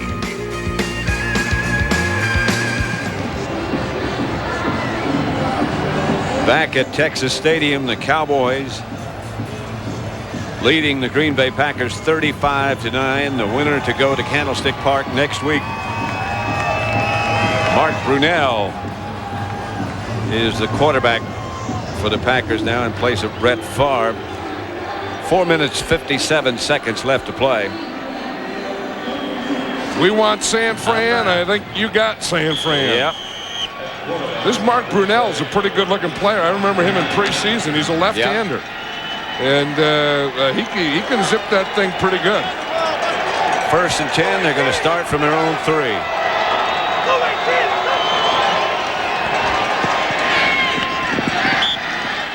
Edgar Bennett. And let's again go down to the sideline to Ron Pitts. All right, Pat, joining me now, head coach of the Frankfurt Galaxy of the World League, Ernie Stautner, former defensive coordinator here with the Dallas Cowboys. Ernie, what's this thing going to be like? What's the talent level going to be over there? I'm sure that's a question everybody wants to know about. Well, the talent level is going to be a little bit less than what you're seeing right now. Of course, not what you're seeing with the Cowboys right now, significantly less than that. But it's going to be very credible as far as talent is concerned, because we're going to get most of all our players from the players that were released in training camps. Now, you've been over there for a while. You've said you've got your staff together. Yes. What's the atmosphere like over there? How are the people taking this style of football now? Well, it's really amazing, because when I was over there before the staff was gotten together, I was there in November, and I went to little towns that they're playing football, American football, all over Germany. And the acceptance is amazing. They're very excited about it.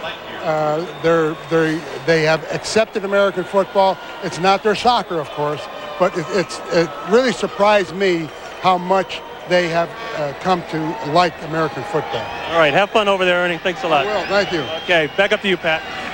All right, Ron, thank you. Pass complete to Brooks. Enough for a Packer first down. That was 3rd down. Brock Marion made the stop. And Ernie Stautner will keep things in order. Well, you talk about guys who were dominating defensive linemen and players. Ernie Stautner is a Hall of Famer, and coached these Cowboys for years, coached at Denver for a while, and he's one of those guys, just a football guy. If there's football, wherever it is, it can be in Germany or wherever, Ernie Stautner is going to be there. At the end of this game, John and I will select the Miller Lite player of the game.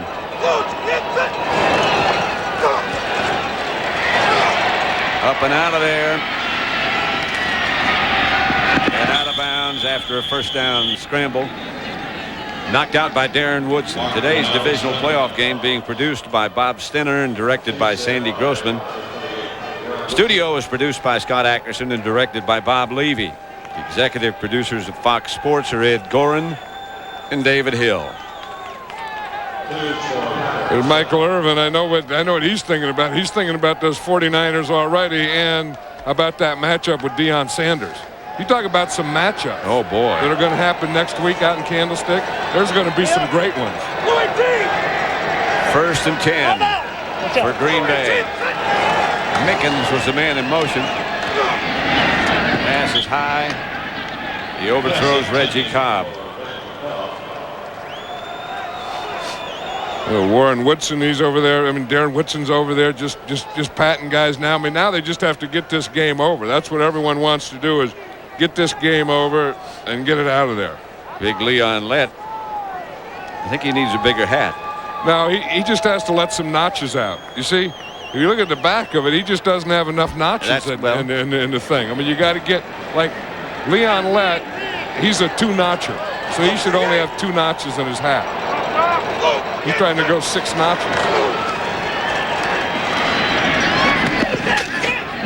Woodson takes Dorsey Levens out of bounds. I beg your pardon, it was Kenneth Gant, the special teams cheerleader, that took him out of bounds.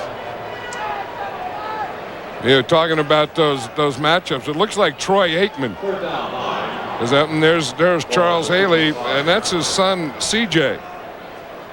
C.J. had a birthday party here earlier in the season. And he said he can't roughhouse with C.J. because then he goes to school and roughhouses too much and they blame his dad. I think they're right. Over the head of the intended receiver, Anthony Morgan. That'll bring up a 4th down. And the Packers are going to punt.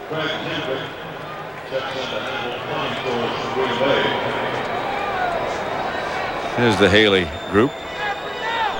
Charles looked like he was in pain. Oh, CJ, he looks so calm down there and so nice. Yeah.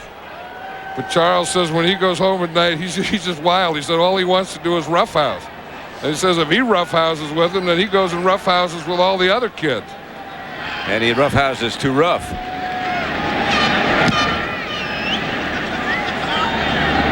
Kevin Williams fair catches Hendricks' punt. And so Dallas takes over with 3:01 left. The Cowboys 35, Green Bay 9. And that's Charles's daughter. That's Princess right there. That's something when you can play like that, play like Charles Haley has played, and the game's over, you come down and have Princess sit right next to you, and CJ sit there and kind of watch the whole thing.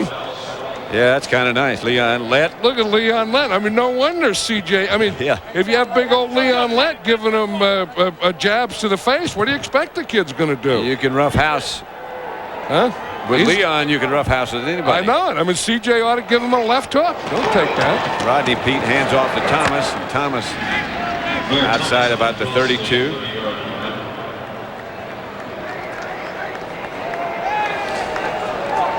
Three receivers for the Cowboys have had 100+ yards. Irvin 111, Harper 108, and Novacek 104. Last time that happened was San Diego at Miami. Charlie Joyner had 108, Kellen Winslow 166, Chandler had 106. And Ernie Zampese in both occasions was the offensive coordinator. I'll tell you, Ernie's done a heck of a job today. You know, he's been taking a little criticism here, too. They felt that they missed Norv Turner and thought that Ernie was getting a little predictable and stuff. Packers stripped the ball away from Blair Thomas, and they take over.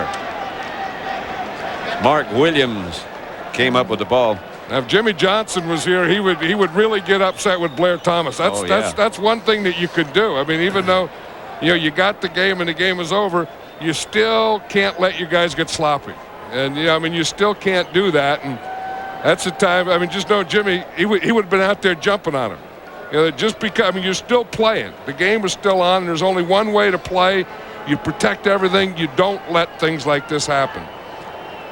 You don't let them strip you of the ball. Sometimes that's a very difficult task. And I will say the blocking at the end of the game wasn't as good as it was about a half hour ago.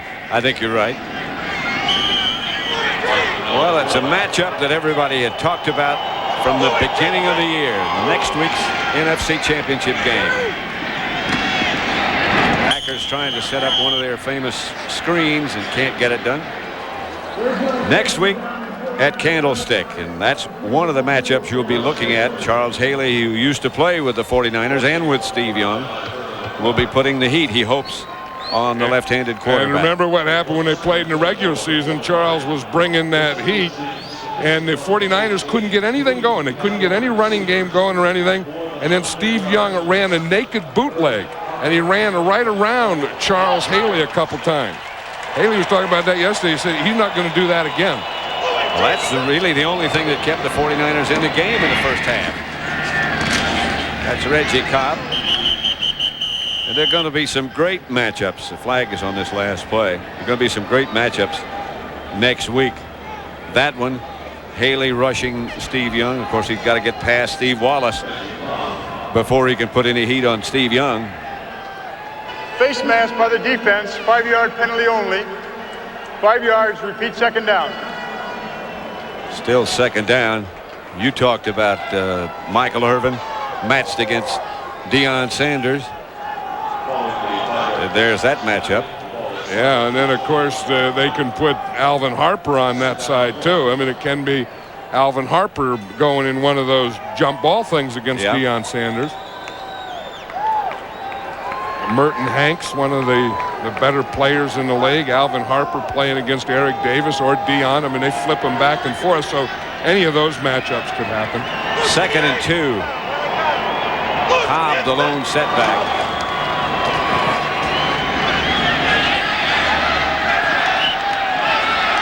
Not in the end zone. The catch was made by Robert Brooks, but they're saying he was out of bounds. Didn't get both feet down. 2-minute warning. Brooks is open. He was just about a foot out of bounds.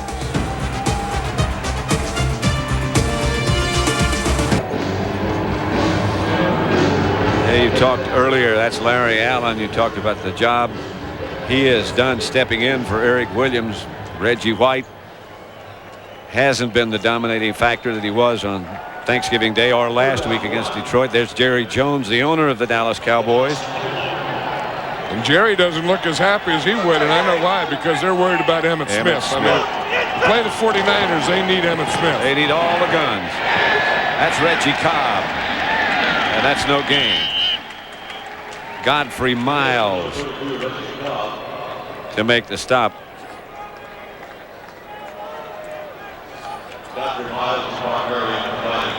Big Nate Newton. Yep, he put that whole 340 pounds on a 16-ounce toe.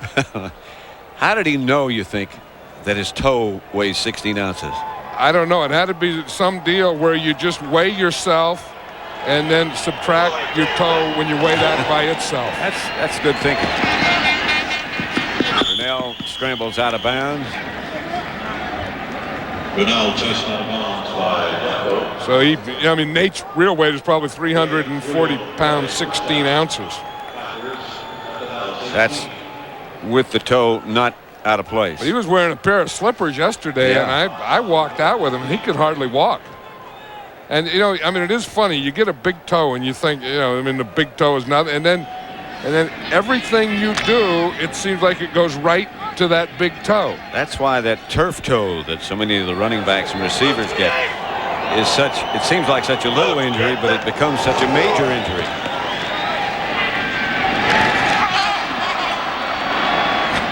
A chance to pick it off, James Washington.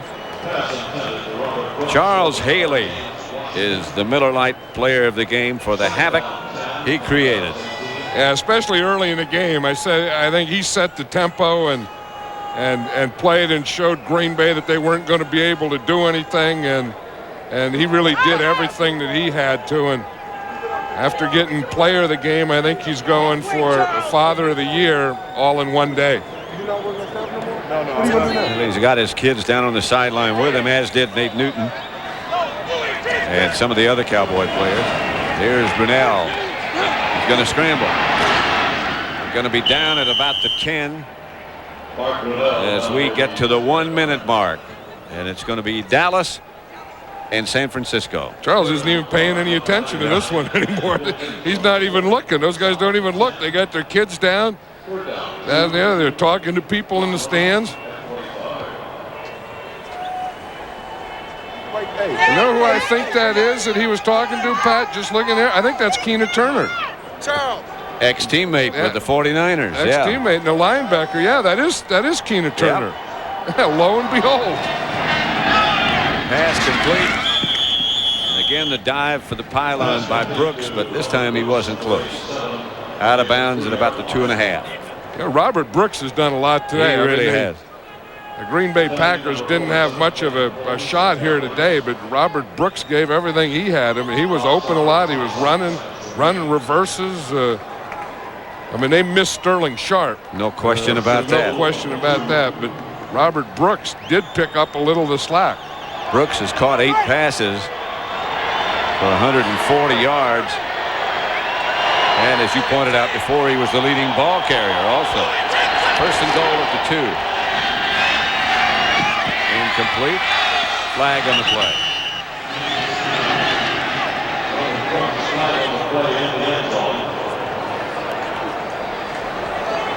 Defending for the Cowboys, number 47, Clayton Holmes.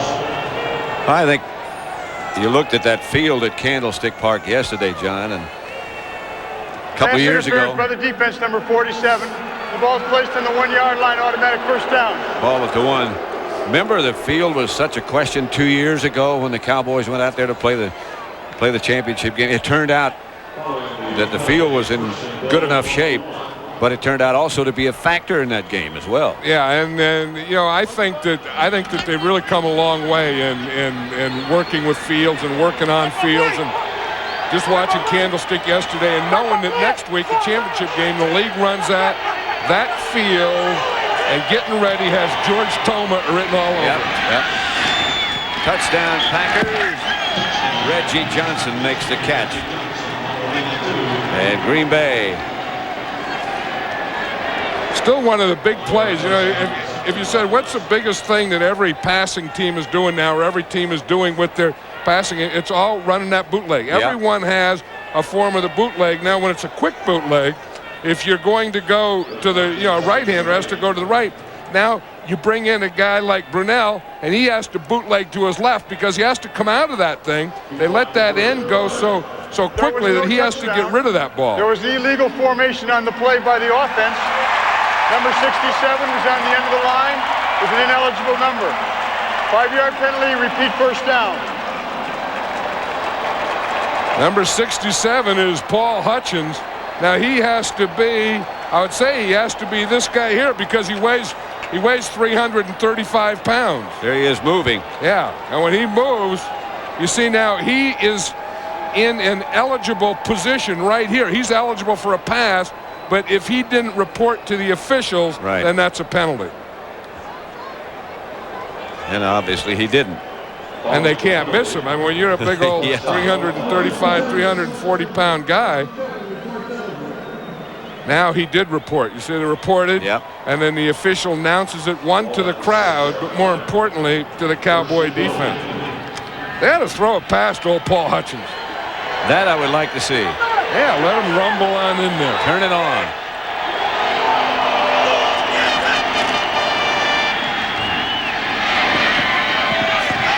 Incomplete.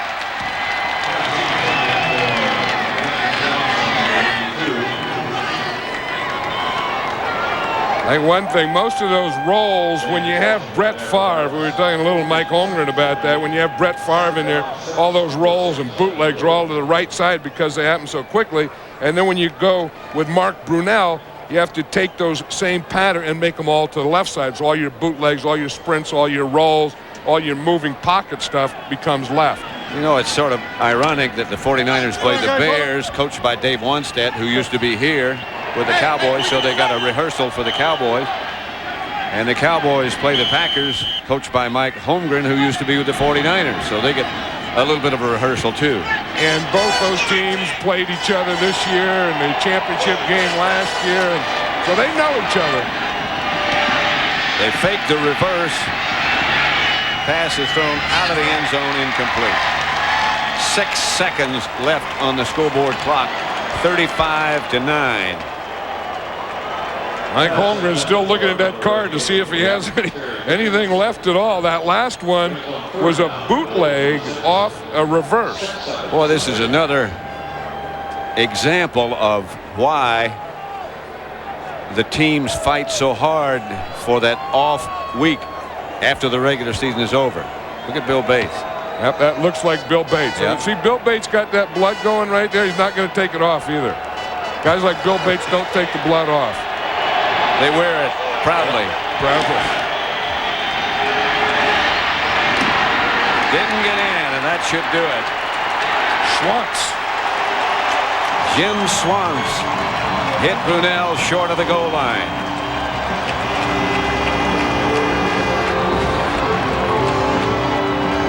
So the final score here at Texas Stadium is Dallas 35, the Green Bay Packers 9.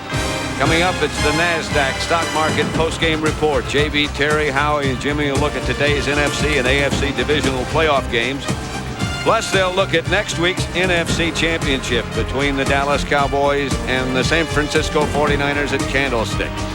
That's all coming up next on the NASDAQ Stock Market Postgame Report. Stay with us.